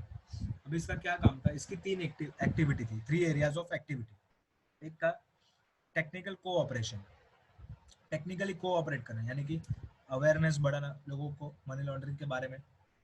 फिर इंस्टीट्यूशन बिल्डिंग करना, लोगों को ट्रेनिंग देना कि कैसे उसको ट्रेस डाउन करना है, कैसे उसको रोकना है। फिर सेकंड उसका एरिया ऑफ एक्टिविटी था research and analysis, research and analysis करना कि कैसे हो रहा है मनी लॉन्ड्रिंग और कैसे उसकी टेक्निक्स है मनी लॉन्ड्रिंग। एक बार हम लोग को वो पता चलेगा तो हम काउंटर मेजर्स ले पाएंगे ना। तो उसका सेकंड एरिया ऑफ एक्टिविटी था research and analysis to understand money laundering and enable counter measures. Okay, and third, to support financial investigation. Financial institution is a major player in money laundering. Therefore, to support the financial investigation support करना चाहिए, तो ही money laundering को हम लोग trace down कर पाएंगे। Okay, so third area of activity is to support financial investigation। UN का 3 areas of activity है। First is technical cooperation, second is research and analysis, and third is support financial investigation. और उसने ये भी बोला कि you should cooperation, there should be a cooperation at the international, national and regional level. सब level के बीच में कोऑपरेट होना चाहिए। एक नेशनल लेवल में भी जो है, जो डोमेस्टिक लेवल पे होना चाहिए, रीजनल लेवल पे, नेशनल लेवल पे, समझो बिटवीन स्टेट्स, और इंटरनेशनल लेवल पे बिटवीन कंट्रीज, कोऑपरेशन जितना ज़्यादा होगा उतना हम लोग मनी लॉन्ड्रिंग को प्रिवेंट कर पाएंगे, उसको बचा पाएंगे, इन्वेस्टिगेशन कर पाएंगे अच्छे से, ठीक है। और जितना ज़्यादा स्टेप्स लेंगे उतना लोग डरेंगे मनी लॉन्ड्रिंग करने को, उतना मनी लॉन्ड्रिंग कम होगा जितना हम लोग स्ट्रिक्ट बनेंगे। ओके, तो ये था 6 के 6 ग्लोबल इनिशिएटिव्स, इंटरनेशनल लेवल पे क्या इनिशिएटिव्स लिए गए प्रिवेंशन ऑफ मनी लॉन्ड्रिंग के लिए। अभी हम लोग देखते हैं प्रिवेंशन ऑफ मनी लॉन्ड्रिंग के लिए नेशनल लेवल पे, यानी कि इंडिया ने क्या इनिशिएटिव लिया, prevention of money laundering Indian initiatives, ठीक है। तो इंडिया ने क्या इनिशिएटिव लिया, यही कि prevention of money laundering act 2002 pass किया, ठीक है। ये क्यों पास किया, of course to prevent money laundering, सबसे उसका first objective. Second, to confiscate the proceeds of crime, जो हम लोग ने आगे भी देखा, जो प्रोसीड्स ऑफ क्राइम है, जो extortion, rape, murder, drug trafficking की वजह से जो पैसा आया है, या फिर वो पैसे से कुछ आगे प्रॉपर्टी ले ली गई है, या फिर वो उसकी वैल्यू की जो प्रॉपर्टी है उसको कॉन्फिस्केट कर देना, यानी कि गवर्नमेंट उसको जब्त कर लेती है, ठीक है। तो कॉन्फिस्केट करना प्रोसीड्स ऑफ क्राइम, प्रोसीड्स यानी कि पैसा जो मिला है क्राइम करने से। तो सेटिंग अप ऑफ एजेंसीज, अभी ये सब करने के लिए हमें एजेंसीज भी सेट करनी होगी, कोई अथॉरिटी एस्टेब्लिश करनी होगी। ऐसे ही तो कैसे होगा, कौन कौन करेगा, जो एक्ट है उसकी जो अथॉरिटी है वो उसको पावर्स देने होंगे, एक अथॉरिटी एस्टेब्लिश करके वो लोग ही इन्वेस्टिगेशन करेंगे ना, ठीक है। समझो हमने एक ईडी बना दिया, एनफोर्समेंट डायरेक्टोरेट बना दिया, अथॉरिटी कोई अथॉरिटी एस्टेब्लिश कर दी, फिर हम लोग ने उसके ऊपर एक अपेलेट ट्रिब्यूनल एस्टेब्लिश कर दिया, ठीक है। या फिर इसके लिए स्पेशल कोर्ट्स हम लोग ने डेजिग्नेट कर दिया। नॉर्मल कोर्ट्स में इसका प्रोसेस जाएगा तो वही अपना इंडिया का टेंडेंसी सालों तक चलता रहेगा, वो आदमी बचता रहेगा, है ना। तो इसके लिए स्पेशल कोर्ट डेजिग्नेट करना, तो सेटिंग अप ऑफ एजेंसीज ये उसका ऑब्जेक्टिव था। Prevention of money laundering act 2002 जो इंडिया का इनिशिएटिव था, उसका क्या क्या ऑब्जेक्टिव्स था, basically to prevent money laundering, to confiscate the proceeds of crime, to setting up of agencies, and fourth is measures, क्या क्या मेजर्स लेंगे टू कॉम्बैट मनी लॉन्ड्रिंग, ठीक है। क्या क्या मेजर्स लेंगे उसको। अभी ये जो एक्ट था it came into force with effect from 1 जुलाई 2005, जो एक्ट 2002 का था, फिर उस लोकसभा में पास हुआ, राज्यसभा में पास हुआ, फिर उसको प्रेसिडेंट का असेंट मिला। जो नॉर्मल प्रोसीजर अपना, जो पहले बिल आता है prevention of money laundering bill, कोई भी एक्ट पास होने से पहले उसको बिल बोला जाता है, वो सर्कुलेट होता है लोकसभा में, फिर उसको कोई अगर कोई पर्टिकुलर टीम है या एजेंसी, उसको दिया जाता है उसको रिव्यू करने की, फिर अपने वो रिकमेंडेशन देती है, फिर वो लोकसभा में पास होता है, ठीक है। फिर वो लोकसभा में पास होने के बाद अपर हाउस में जाता है, राज्यसभा में पास होता है, राज्यसभा में पास होने के बाद जब उसको प्रेसिडेंट असेंट देता है, फिर उसके बाद उसका एक डेट डिसाइड होता है, या तो from the date of assent itself, या तो एक पर्टिकुलर डेट डिसाइड होता है, वहां से उस दिन से एक्ट फोर्स में आता है। तो ये एक्ट कभी फोर्स में आया, came into force with effect from 1 जुलाई 2005। भी ये एक्ट का स्कीम क्या था, स्कीम मतलब क्या हो गया, कोई भी एक्ट का स्कीम यानी कि उसका कितने चैप्टर्स है, चैप्टर्स के अंदर टोटल कितने सेक्शंस है, और उसके कितने स्केड्यूल्स, क्या क्या स्केड्यूल्स, ठीक है। तो ये जो एक्ट है उसके टोटल 10 चैप्टर, ठीक है, 10 चैप्टर, टोटल 10 चैप्टर, मतलब यानी कि चैप्टर्स होते हैं और हर एक चैप्टर में थोड़े थोड़े सेक्शंस होते हैं, ओके। तो टोटल 10 चैप्टर है। अभी वो 10 चैप्टर में टोटल 75 सेक्शंस है, जो 10 चैप्टर में डिवाइडेड है। तो ये एक्ट में टोटल 75 सेक्शंस है। हम लोग को हर एक सेक्शन नहीं पढ़ना है, लेकिन ये इसका स्कीम है एक्ट का, टोटल 75 सेक्शन है, और इसका एक स्केड्यूल है, स्केड्यूल ऑफ ऑफेंस है शायद, क्रिमिनल लिस्ट जिसमें दिया गया क्या क्या क्राइम्स इन्वॉल्व हुए इसमें, किस किस को स्केड्यूल ऑफ ऑफेंस बोलेंगे, कि ये क्राइम किया तो इसको ऑफेंस कहा जाएगा, तो इसका एक स्केड्यूल भी है, ओके। अभी इसके हम लोग कुछ डेफिनेशंस देखेंगे, इंपॉर्टेंट डेफिनेशंस। अगर हम ये डेफिनेशंस को पहले समझ लेंगे तो आगे हम जो बाकी के सेक्शंस पढ़ेंगे, जो पूरा एक्ट पढ़ेंगे, तो हमें तब ये आसानी होगी इंटरप्रेट करने में एक्ट में क्या लिखा है, क्योंकि जो पर्टिकुलर वर्ड यूज किया गया रहता है बिटवीन द लाइंस, यानी कि जो भी जो सेक्शन में वो वर्ड यूज किया रहता है, लेकिन उसका मीनिंग हम लोग ने हमको नहीं पता होगा तो हम लोग उसको अच्छे से इंटरप्रेट नहीं कर पाएंगे, इसलिए हम लोग इसको पहले इसके इंपॉर्टेंट डेफिनेशंस देख लेते हैं, फिर हम लोग आगे इसका पूरा चैप्टर करेंगे, ठीक है। तो कभी भी डेफिनेशन कोई भी एक्ट हो, सेक्शन 2 में डेफिनेशन है। सेक्शन 1 में शॉर्ट टाइटल एंड एक्सटेंशन रहता है, मतलब कहाँ एप्लीकेबिलिटी कहाँ तक है, इंडिया में है पूरे या जम्मू कश्मीर में नहीं है, वैसे शॉर्ट टाइटल एंड एक्सटेंट रहता है। सेकंड में रहता है डेफिनेशन, सारे डेफिनेशन रहते हैं उसके, ठीक है। अभी हम लोग फर्स्ट डेफिनेशन देखते हैं, अटैचमेंट। अटैचमेंट ने नहीं किया, लेमन टर्म्स में बोलते हैं हम लोग को, जो हो जाता है अटैचमेंट, वो नहीं है, इधर प्रॉपर्टी का अटैचमेंट है। प्रॉपर्टी का अटैचमेंट यानी कि क्या, कि समझो कि आपकी प्रॉपर्टी पाई गई है मनी लॉन्ड्रिंग में इन्वॉल्व है, तो उस प्रॉपर्टी पे आप अभी उस प्रॉपर्टी को आप समझो, आज पाया गया कि आपकी ये प्रॉपर्टी, आपके ऊपर आज इन्वेस्टिगेशन चालू हो गई, आपने मनी लॉन्ड्रिंग की है, आपको पता है, उससे आपने प्रॉपर्टी ली है, तो आप क्या करोगे कि जब तक इन्वेस्टिगेशन खत्म होगी उसके पहले आप प्रॉपर्टी किसी और को ट्रांसफर कर दोगे, ताकि आपकी प्रॉपर्टी को कुछ होएगा नहीं, फिर वापस वो उससे आप ले लोगे, ठीक है। तो अटैचमेंट यानी कि अगर आपके ऊपर इन्वेस्टिगेशन चालू होगा तो आपके प्रॉपर्टी पे अटैचमेंट लग जाएगा, यानी कि आप ना ही उसको ट्रांसफर कर सकते हो, कुछ भी नहीं, ट्रांसफर मतलब ना ही सेल, ना ही आप उसको मॉर्गेज पे दे सकते हो, ना ही उसको प्लेज कर सकते हो, ना उसको गिफ्ट पे दे सकते हो, कुछ भी नहीं कर सकते हो, लीज पे दे सकते हो, कुछ भी नहीं कर सकते, ठीक है।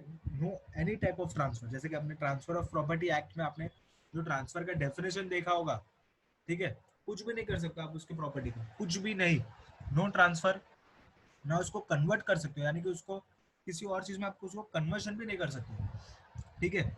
ना ही उसको डिस्पोजिशन या मूवमेंट, डिस्पोज उसको सेल भी नहीं कर सकते, उसको डिस्पोज ऑफ भी नहीं कर सकते, उसको मूवमेंट भी नहीं कर सकते, यानी कि शॉर्ट में अगर आपको मैं बोलूँ तो आप उसको कुछ मतलब कुछ नहीं कर सकते हो, जैसे हो वैसे ही रहने देना पड़ेगा। जब भी आपकी प्रॉपर्टी अटैच हो जाएगी तो you can not even transfer it, not even convert it, not even dispose it, और any type of movement is not allowed. No transfer, no conversion, no disposition और मूवमेंट, तो ये उसका फर्स्ट डेफिनेशन है attachment का, section 2 में। Attachment का definition यानी कि कोई भी आपकी जो प्रॉपर्टी है उसको आप ट्रांसफर नहीं कर सकते हो, कन्वर्जन नहीं कर सकते हो, या फिर डिस्पोजिशन भी नहीं कर सकते हो, कोई टाइप का मूवमेंट नहीं कर सकते हो। Second, proceeds of crime. Proceeds of crime यानी कि हम लोग लेमन टर्म्स में क्या बोलेंगे, जो क्राइम करके पैसा मिला। क्राइम यानी कि क्या हो गया, rape, extortion, murder, drug trafficking, फिर स्मगलिंग, ये सब प्रोसीड्स ऑफ क्राइम हो गया, राइट। तो जो प्रॉपर्टी, अभी उसको हम लोग एज अ डेफिनेशन देखेंगे, प्रॉपर्टी डिराइव और ऑब्टेन डायरेक्टली या तो indirectly as a result of criminal activity करके आपको जो प्रॉपर्टी मिली है, चाहे डायरेक्टली हो या इनडायरेक्टली हो। क्रिमिनल एक्टिविटी यानी कि क्या, जो स्केड्यूल में उसके ऑफेंसेस दिए हुए हैं, स्केड्यूल में जो सारे ऑफेंसेस दिए हुए हैं वो आपके हो गए क्रिमिनल एक्टिविटी। ये स्केड्यूल में बोला है कि रेप मतलब क्रिमिनल एक्टिविटी, ड्रग ट्रैफिकिंग यानी कि क्रिमिनल एक्टिविटी, तो जो स्केड्यूल में ऑफेंसेस दिए हुए हैं वो आपकी सारी क्रिमिनल एक्टिविटी करके अगर आपको पैसे मिले हैं, चाहे वो डायरेक्टली और इनडायरेक्टली, या फिर उतने वैल्यू की आपकी प्रॉपर्टी है, तो सारा चीज आपका आ जाता है प्रोसीड्स ऑफ क्राइम में, ठीक है। ये आपका हो गया proceeds of crime. For example समझो दाऊद को किसी ने बोला कि मैं तेरे को 100 करोड़ रुपया दूंगा, एक काम कर, तू मुंबई पर हमला करवा दे, बॉम्बार्डिंग करवा दी। तो अभी उसको दाऊद ने करवा दिया समझो, अभी उसको जो 100 करोड़ रुपया मिला, या फिर वो 100 करोड़ के बदले उसको कोई प्रॉपर्टी दे दी 100 करोड़ की, तो अ, वो प्रॉपर्टी भी इन्वॉल्व हो गई। वो अभी उसने जिसने उसको पैसा दिया वो भी इन्वॉल्व है, दाऊद भी इन्वॉल्व है, और उसके जो प्रॉपर्टी उसने ली उससे, तो वो प्रॉपर्टी भी इन्वॉल्व है किसमें, प्रोसीड्स ऑफ क्राइम में। या फिर उसके जो पैसे रहेंगे तो पैसे इन्वॉल्व है, या फिर उसको जो प्रॉपर्टी दी रहेगी तो प्रॉपर्टी भी क्या मानी जाएगी, प्रोसीड्स ऑफ क्राइम, यानी ये क्राइम करके ये पैसा आया है, शॉर्ट में अगर आपको मैं बोलूँ तो। और हम लोग का इंट्रो का एग्जाम्पल देखे तो उसको जो पैसे मिले थे 15-20 लाख रुपए, फिर उसने क्या किया, शेयर ले लिया, गोल्ड ले लिया, तब तक समझो नहीं पकड़ा गया, लास्ट में उसने कोई फ्लैट में इन्वेस्ट कर दिया तभी पकड़ा गया। तो ऐसा नहीं बोल सकता कि तो मेरे फ्लैट इससे कारण नहीं, फ्लैट तो मेरे गोल्ड बेचने से मैंने ये लिया है फॉर एग्जांपल। तो ओरिजिनली उसका पैसा कहाँ से आया है, क्राइम कुछ करके, क्रिमिनल एक्टिविटी करके आया है ना, तो वो फ्लैट भी इन्वॉल्व है आपके प्रोसीड्स ऑफ क्राइम में, इसलिए आपकी वो जब्त कर दी जाएगी, अटैचमेंट कर दी जाएगी, ठीक है। तो वो property, any type of property, property derived और ऑब्टेन आपको मिला है, डायरेक्टली हो चाहे इनडायरेक्टली हो, ठीक है। इनडायरेक्टली यानी कि अगर आपको आपकी कोई आपको प्रॉपर्टी जो मिली है वो ऑलरेडी जिसको मिली थी तभी उस पर मनी लॉन्ड्रिंग हो चुका था, it was already not legal. आप समझ रहे हो? तो आप ऐसा नहीं बोल सकते कि मैंने गुड फेथ में लिया हुआ है। अगर आपको इनडायरेक्टली पता है कि नहीं वो प्रॉपर्टी इन्वॉल्व थी मनी लॉन्ड्रिंग में, फिर भी आपने ली है, then you are also involve in this, आपकी प्रॉपर्टी भी जाएगी। तो प्रॉपर्टी डिराइव्ड और ऑब्टेन डायरेक्टली और indirectly as a result of criminal activity और वैल्यू ऑफ सच प्रॉपर्टी। ठीक है। अगर शॉर्ट में बोले ना तो किसी को मर्डर कराने के आपके आपने पैसे दिए तो वो प्रोसीड्स ऑफ क्राइम हो गया ना।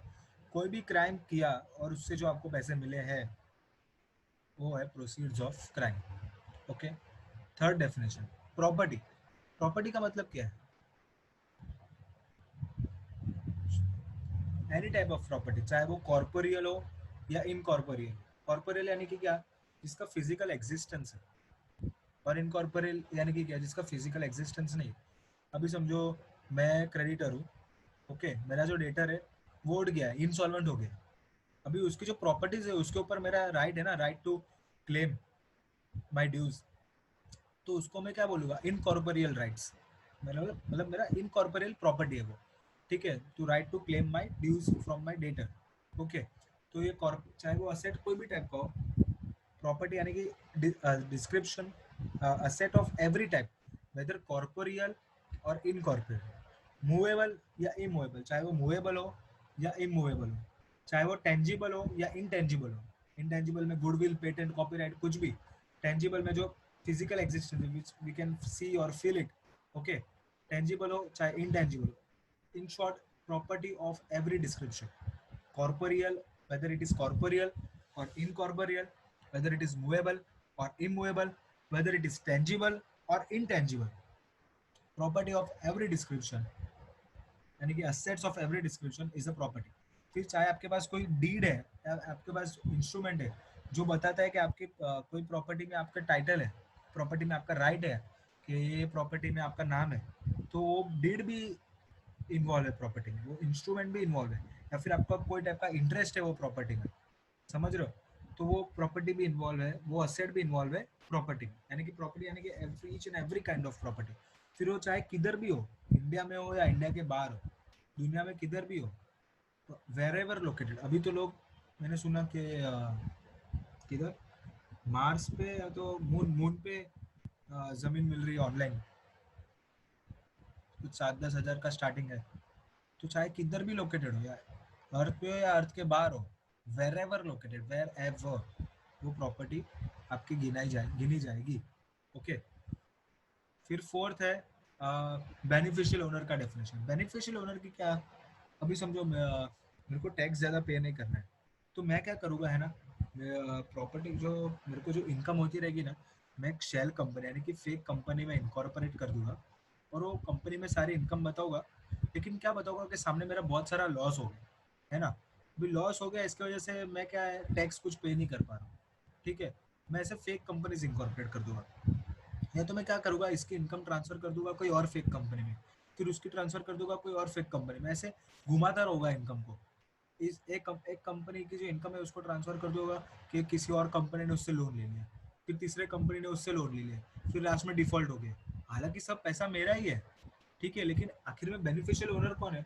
पैसा मेरे को ही मिलने वाला है, लेकिन मैं क्या बताऊंगा कि ये कंपनी का नुकसान है, ताकि क्या मेरे को टैक्स नहीं भरना पड़े। तो ऐसे करके, जैसे कि हमने कंपनी लॉ में पढ़ा है कि ऐसा कुछ हो तो लिफ्टिंग ऑफ कॉर्पोरेट वेल होता है, यानी कि जो उसके रियल आइडेंटिटी है उसको लिफ्ट किया जाता है।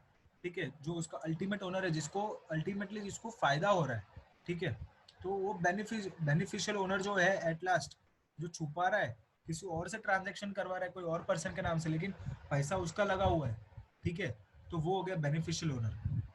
यानी कि जो अल्टीमेट ओनर है वो पर्सन हैविंग अल्टीमेट कंट्रोल, या फिर person on whose behalf transaction is conducted. Okay.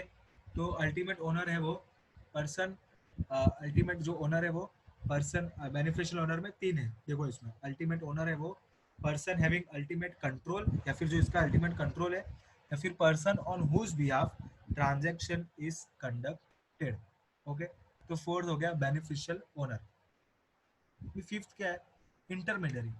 Intermediary की क्या है, यानी कि जो भी बीच में कोई भी ट्रांजेक्शन आपको एग्जीक्यूट करना है, तो कौन सी एंटिटीज, कौन सी इंटरमीडियरीज जो बीच में आती है, इंटरमीडियरी जो रहती है, यानी कि जो बीच में आती है बेसिकली, कोई भी आपको ट्रांजैक्शन करना हो, कुछ भी करना हो आपको, ठीक है, आपको शेयर्स लेना हो तो बीच में ब्रोकर आ जाता है, स्टॉक ब्रोकर, उसका सब ब्रोकर आ जाता है, या फिर आपको कोई पोर्टफोलियो मैनेजर आ जाता है, या फिर आपने कोई आईपीओ इशू किया है तो आपका रजिस्ट्रार टू एन इशू आ जाता है, आपका बैंकर आ जाता है, बैंकर टू एन इशू आ जाता है, या फिर आपने कोई ट्रस्ट किया है तो आपके ट्रस्टी आ जाते हैं। जो भी इंटरमीडियरी है बेसिकली वो सारे इसमें इन्वॉल्व है। यानी कि intermediary means and includes stock broker, sub broker, share transfer agent यानी कि आरटीए, आपका register and transfer agent, bankers to an issue, अगर कोई इशू आ रहा है तो उसका बैंक कौन सा है जहाँ पे अकाउंट ओपन करके सारे आईपीओ के पैसे लेने। फिफ्थ ट्रस्टी, आपका trust act according to. Six registrar to an issue, कौन रजिस्ट्रार है।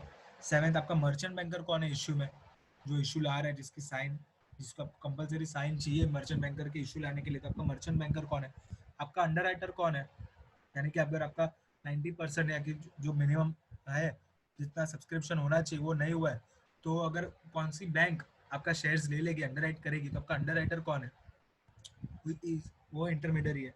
आपका पोर्टफोलियो मैनेजर, इन्वेस्टमेंट एडवाइजर, जो भी रिकॉग्नाइज्ड स्टॉक एक्सचेंज है, बीएससी एनएससी वगैरह, और any other intermediary who is associated. Okay, तो intermediary means and includes stock broker, sub broker, share transfer agent RTA, bankers to an issue, trustee, registrar to an issue, merchant banker, underwriter, portfolio manager, investment advisor, recognized stock exchange और any other intermediary associated। ये मैंने कुछ examples यहाँ पे दिए हुए हैं जो कि इंटरमीडियरीज है। इसके अलावा भी और है, ठीक है, आप सब लिखना है तो सब लिख सकते हो, शॉर्ट में लिखना है तो शॉर्ट में कुछ लिख के आप बोल सकते हो एक्सेट्रा करके। ओके। Sixth, investigation. इन्वेस्टिगेशन का मतलब क्या है, इन्वेस्टिगेट करना, सिंपल है, ठीक है। कुछ भी अगर आप डेफिनेशन के पॉइंट ऑफ व्यू से देखोगे तो प्रोसीडिंग्स, यानी कि कुछ भी आप प्रोसीडिंग्स कर रहे हो कुछ, यानी कि इन्वेस्टिगेशन बेसिकली कंडक्टेड बाय या तो डायरेक्टर, डायरेक्टर यानी कि कौन सा, वो कंपनी वाला डायरेक्टर नहीं, ईडी यानी कि एनफोर्समेंट डायरेक्टरेट, एनफोर्समेंट डायरेक्टर, या तो कोई भी अथॉरिटी जो ऑथोराइज किया है, जिसने सेंट्रल गवर्नमेंट को जिसने ऑथोराइज किया है, ये या तो ईडी या तो कोई भी अथॉरिटी जिसको सेंट्रल गवर्नमेंट ने ऑथोराइज किया है for the purpose of collection of evidence. Evidence collect करने के लिए कोई भी अथॉरिटी जो इन्वेस्टिगेशन करती है या तो प्रोसीडिंग्स करती है, उसको हम क्या बोलेंगे, इन्वेस्टिगेशन। एविडेंस कलेक्ट करने के लिए, सबूत जमा करने के लिए जो भी इन्वेस्टिगेशन होता है, जो अथॉरिटी, कोई भी अथॉरिटी जो इन्वेस्टिगेट करती है, उसको हम लोग क्या बोलेंगे, इन्वेस्टिगेशन। ओके। फिर सेवेंथ है आपका रिपोर्टिंग एंटिटी। रिपोर्टिंग एंटिटी मतलब क्या, reporting entity means and includes, कौन कौन आता है रिपोर्टिंग एंटिटी में, एक तो बैंकिंग कंपनी का, फाइनेंशियल इंस्टीट्यूशन, इंटरमीडियरीज, जो भी हम लोग सारे इंटरमीडियरीज देखे वो रिपोर्टिंग एंटिटी, या फिर person carrying on designated business और प्रोफेशन, या कोई तो कोई भी जो डेजिग्नेटेड बिजनेस बोला है, बिजनेस या तो प्रोफेशन जो कैरी कर रहे हैं, वो सारी रिपोर्टिंग एंटिटी में आती है। यानी कि जिसको बेसिकली रिपोर्ट करना है, बैंक को, फाइनेंशियल इंस्टीट्यूशन को हमको रिपोर्ट करना पड़ता है, कभी बैंक को करना पड़ता है, कभी कोई इंटरमीडियरी को करना पड़ता है, ठीक है। फिर कोई पर्टिकुलर प्रोफेशन जो कैरी करता है, कोई प्रोफेशनल सर्विस देता है, उसको करना पड़ता है, कोई बिजनेस कैरी ऑन करता है, उसको देना पड़ता है। तो this reporting entity means and includes banking company, financial institution, intermediary and person carrying on designated business और प्रोफेशन। ओके। अभी एथ वाला है आपका स्केड्यूल ऑफेंस। स्केड्यूल ऑफेंस यानी कि बेसिकली क्या, जो ऑफेंस स्केड्यूल में दिए हुए है वो। ओके। अब हमने देखा स्कीम ऑफ द एक्ट में हमारा एक स्केड्यूल है ये एक्ट में, ठीक है। तो उसमें जो भी ऑफेंसेस दिए हुए हैं वो सारे ऑफेंस जो स्केड्यूल में दिए हुए उसको हम लोग बोलेंगे स्केड्यूल ऑफेंस, यानी कि ऑफेंसेस स्पेसिफाइड। अभी हम लोग का जो स्केड्यूल है वो 3 पार्ट में डिवाइडेड है, एक है पार्ट ए, पार्ट बी और पार्ट सी, ठीक है। तो ऑफेंसेस स्पेसिफाइड इन पार्ट ए, कोई भी ऑफेंसेस हो, जैसे कि हमने देखा rape, extortion, murder, drug trafficking, smuggling, financial crimes, computer frauds, insider trading, ये सारे टाइप के ऑफेंसेस उसमें इंक्लूडेड है। ओके। यानी कि बेसिकली आप समझ लो सारे sources of black money. Okay. Part A, part A में जो ऑफेंसेस है।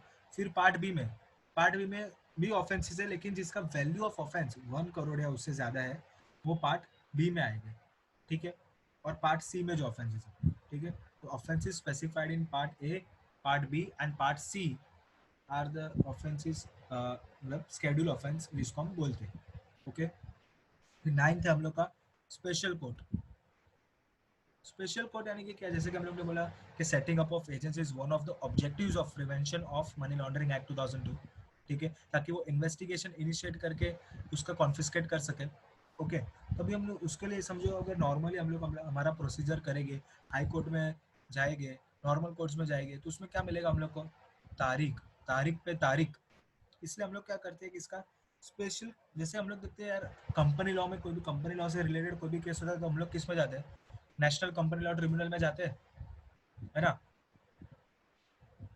वैसे ही अगर इससे रिलेटेड कोई केस है तो इसके लिए जो अथॉरिटी एस्टेब्लिश की गई है हम लोग उसके पास जाएंगे, और इसके लिए एक अलग अथॉरिटी भी एस्टेब्लिश की गई है, प्लस इसके लिए एक स्पेशल कोर्ट भी एस्टेब्लिश किया गया है, जिसको हम लोग बोल सकते हैं designated court of session. Means designated court of session यानी कि कोर्ट ऑफ सेशन यानी कि बेसिकली क्या, क्रिमिनल कोर्ट। जो क्रिमिनल कोर्ट्स होते हैं ना उसको बोलते हैं court of session.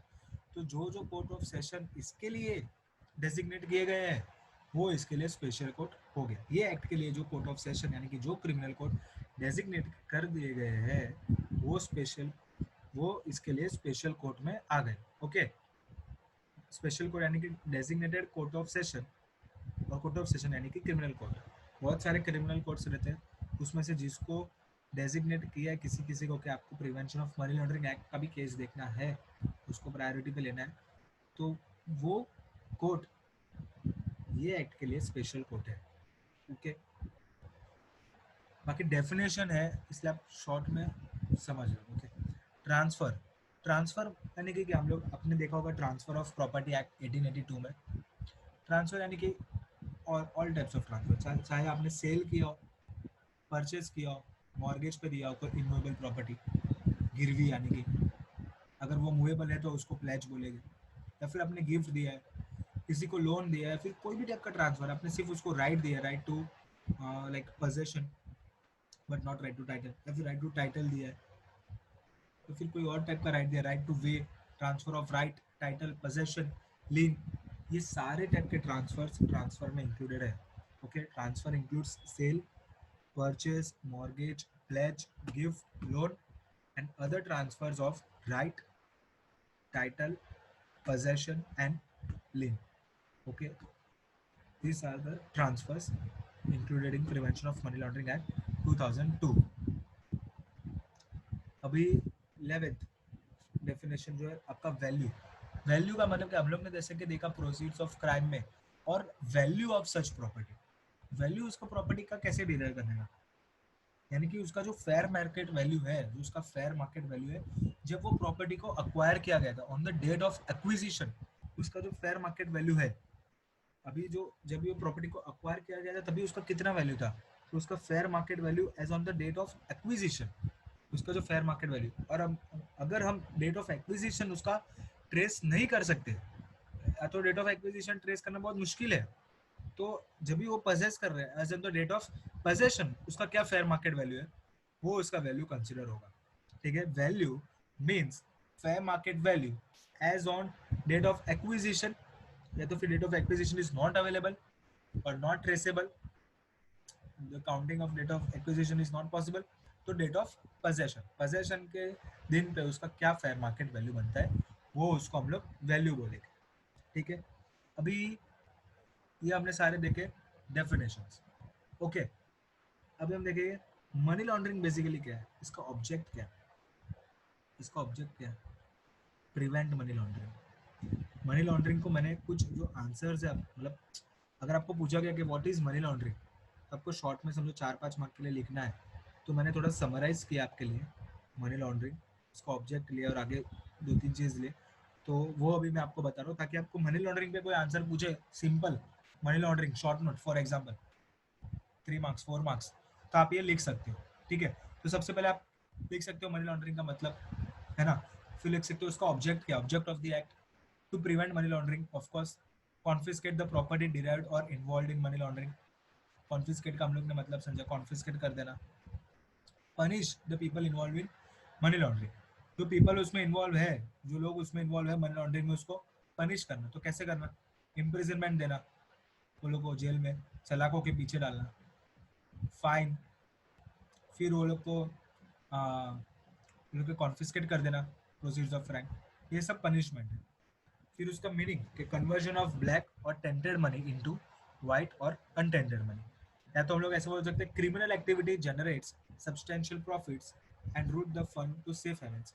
Money laundering is basically the criminal activity which generates substantial profit and route the fund to safe havens is money laundering. Okay, जो क्रिमिनल एक्टिविटी से profit generate होता है उसको हम लोग क्या कर देते हैं, सेफ हेवन्स में रूट कर देते थे, ताकि हम लोग को उसके ऊपर टैक्स ना लगे।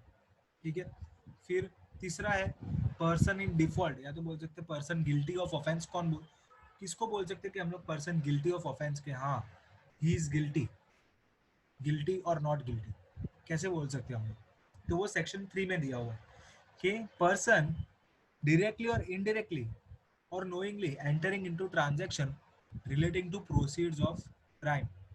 जो डायरेक्टली हो चाहे इनडायरेक्टली हो, या फिर जानबूझ के जो प्रोसीड्स ऑफ क्राइम के ट्रांजैक्शन में एंटर करता है, या फिर वो जो उसका जो प्रॉपर्टी है जो प्रोसीड्स ऑफ क्राइम का, उसको अक्वायर करता है, उसको ओन करता है, या तो उसको पजेस करता है, या तो उसको ट्रांसफर करता है। प्रोसीड्स ऑफ क्राइम क्या क्या करता है? पहले तो ट्रांजैक्शन में इन्वॉल्व होता है, चाहे डायरेक्टली हो या इनडायरेक्टली।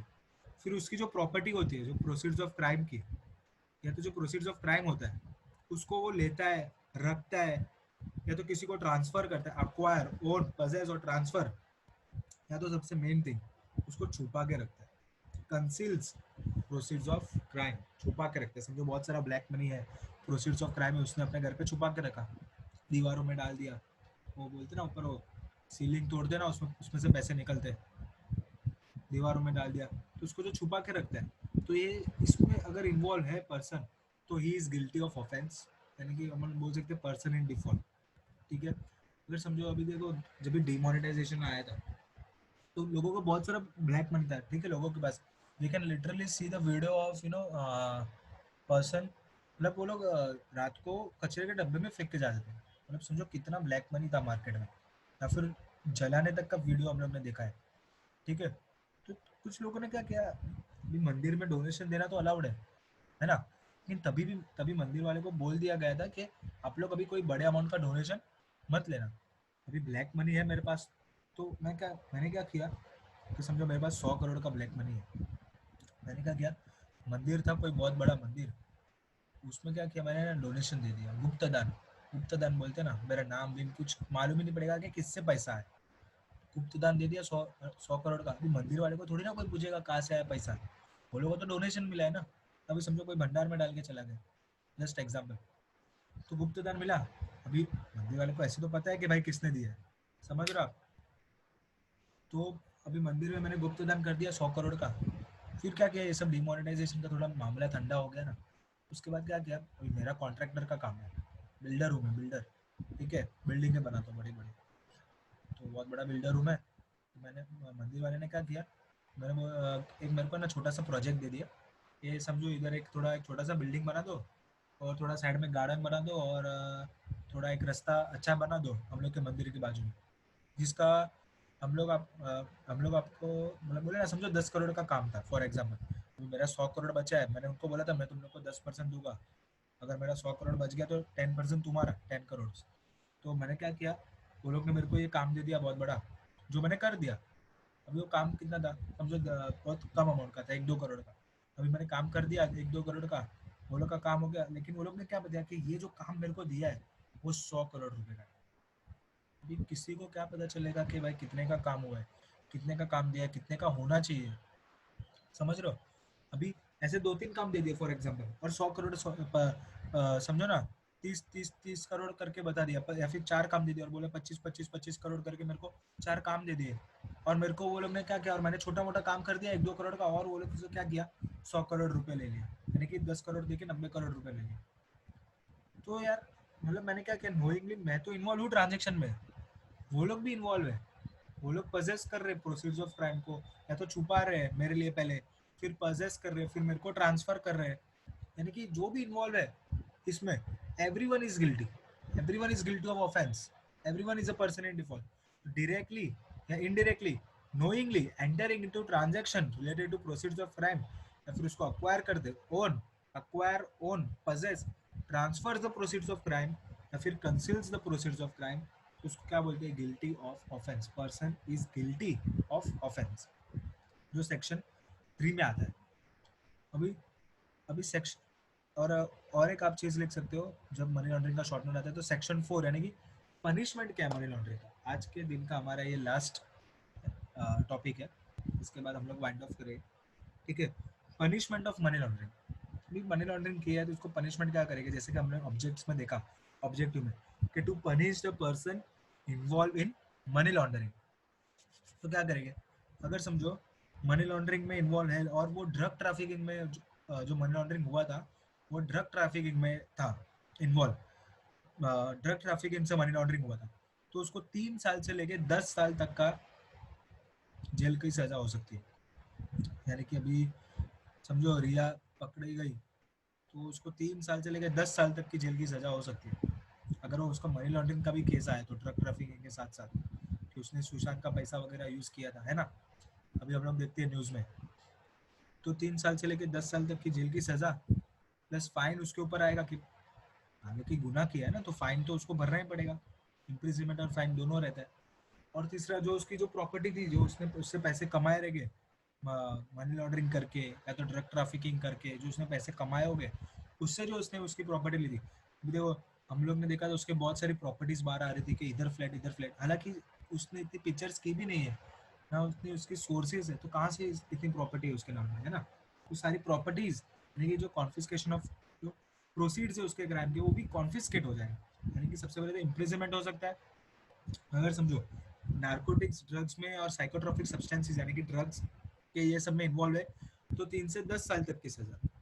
अगर ड्रग्स में इन्वॉल्व नहीं है और एनी अदर केस कोई और चीज में मनी लॉन्ड्रिंग है तो 3 से 7 साल तक की सजा हो सकती है. और दोनों में ही सजा के साथ दोनों में ही फाइन होगा और दोनों में ही confiscation of proceeds of crime भी होगा. तो ये हो गया हमारा पनिशमेंट ऑफ मनी लॉन्ड्रिंग. तो फॉर एग्जाम्पल अगर आपको मनी लॉन्ड्रिंग के लिए शॉर्ट नोट आता है कोई, तो आप एक तो ऑब्जेक्ट लिख सकते हो, उसका मीनिंग लिख सकते हो, फिर उसका लिख सकते हो पर्सन इन डिफॉल्ट या तो गिल्टी ऑफ ऑफेंस जो सेक्शन 3 में दिया गया है. सेक्शन याद करना नहीं करना आपके ऊपर है. पर्सन हु इज गिल्टी वो लिख सकते हो.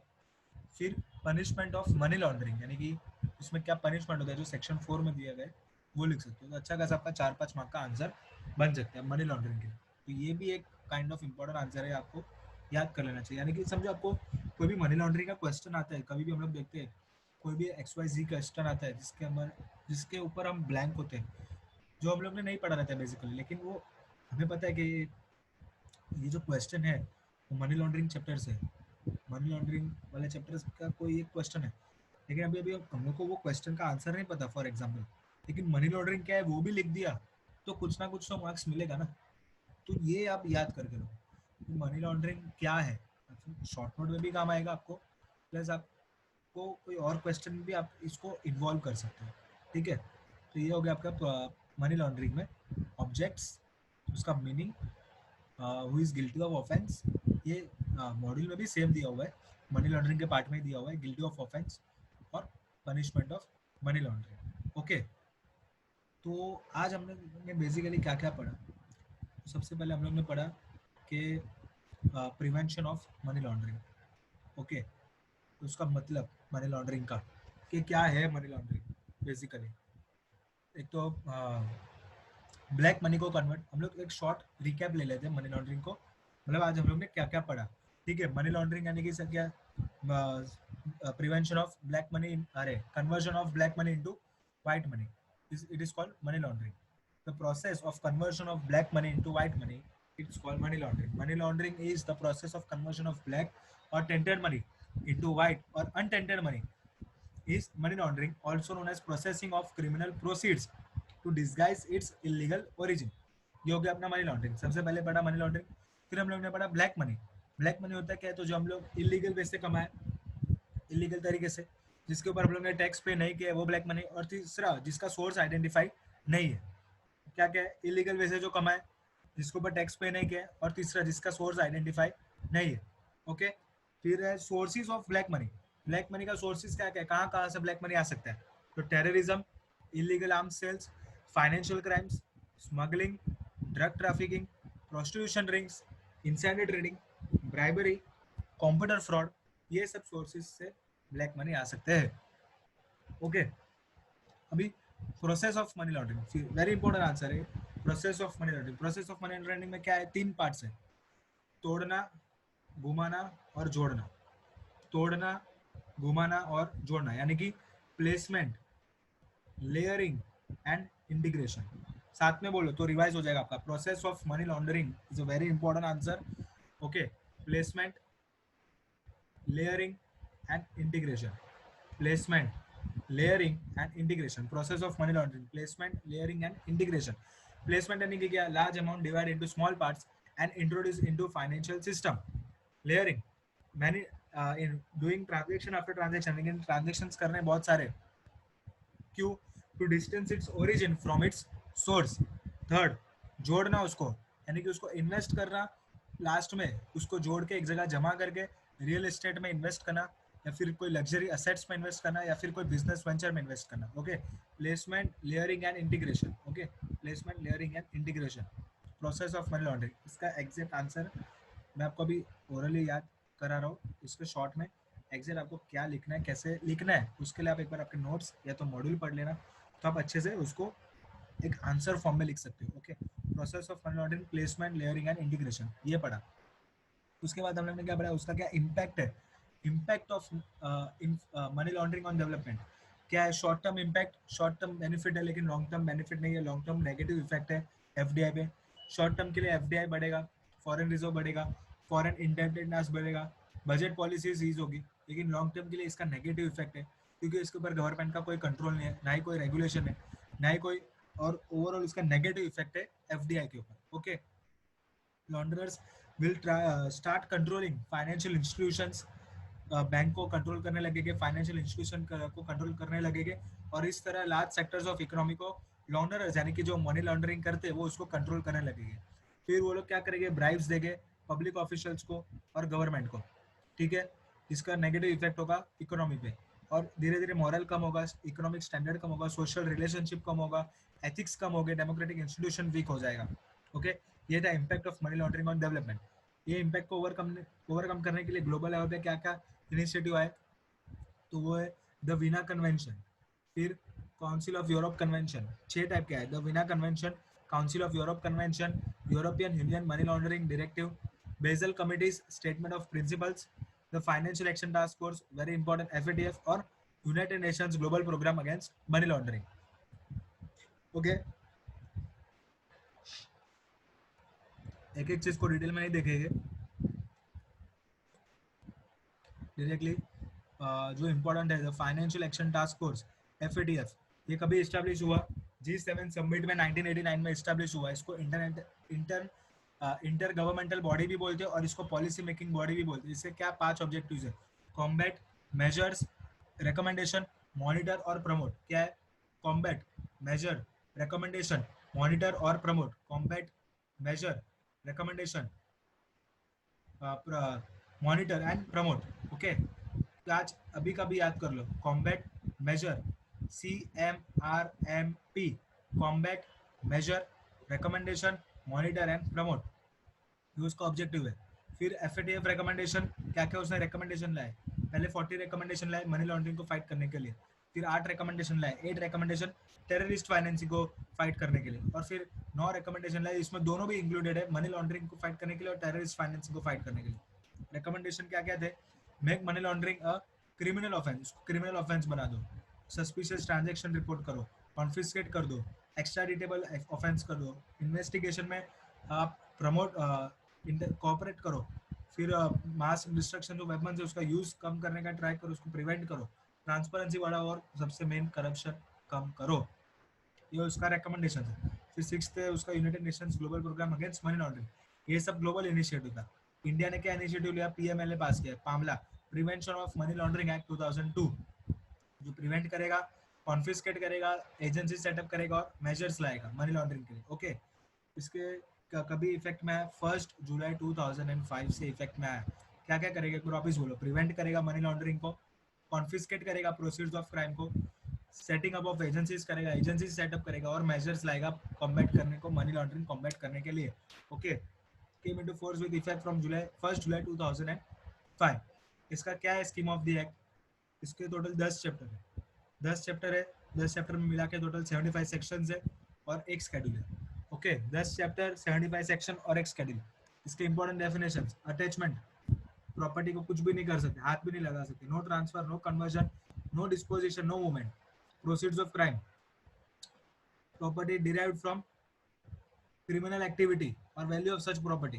प्रॉपर्टी कोई भी टाइप की प्रॉपर्टी, बेनिफिशियल ओनर, इंटरमीडियरी, फिर इन्वेस्टिगेशन जो भी अथॉरिटी करेगा एविडेंस कलेक्ट करने के लिए, रिपोर्टिंग एंटिटी, स्केड्यूल ऑफेंसेस जो ऑफेंस में दिए हुए पार्ट एबीसी में, स्पेशल कोर्ट, तो कोई भी टाइप का ट्रांसफर और वैल्यू यानी कि fair market value, date of acquisition पे और डेट ऑफ पोजेशन पे। ये सारे इसके इंपॉर्टेंट डेफिनेशंस है। फिर मनी लॉन्ड्रिंग, इसका ऑब्जेक्ट क्या है? Prevent money laundering, money laundering का रोकना है। Confiscate the property derived from money laundering और पनिश द पीपल, प्रॉपर्टी को कॉन्फिस्केट करना है। ठीक है, पर्सन गिल्टी कौन है? जो डायरेक्टली और इनडायरेक्टली इन्वॉल्व है या फिर जिसने अक्वायर ओन पजेस किया है प्रोसेस ऑफ क्राइम या फिर छुपा है, कंसील किया है। और पनिशमेंट ऑफ मनी लॉन्ड्रिंग में क्या है? अगर नार्कोटिक ड्रग्स में इन्वॉल्व है तो 3 से 10 साल तक की सजा, एनी अदर केस है तो 3 से 7 साल तक की सजा, और दोनों ही चीज में फाइन भी होगा और सबसे importantly confiscation of proceeds of crime भी होगा। ठीक है, this is our first part. ये फर्स्ट पार्ट हम लोग ने इस चैप्टर का कंप्लीट किया। अभी इसका नेक्स्ट पार्ट हम लोग नेक्स्ट वीडियो में देखेंगे। Okay, if you have any doubt you can contact me.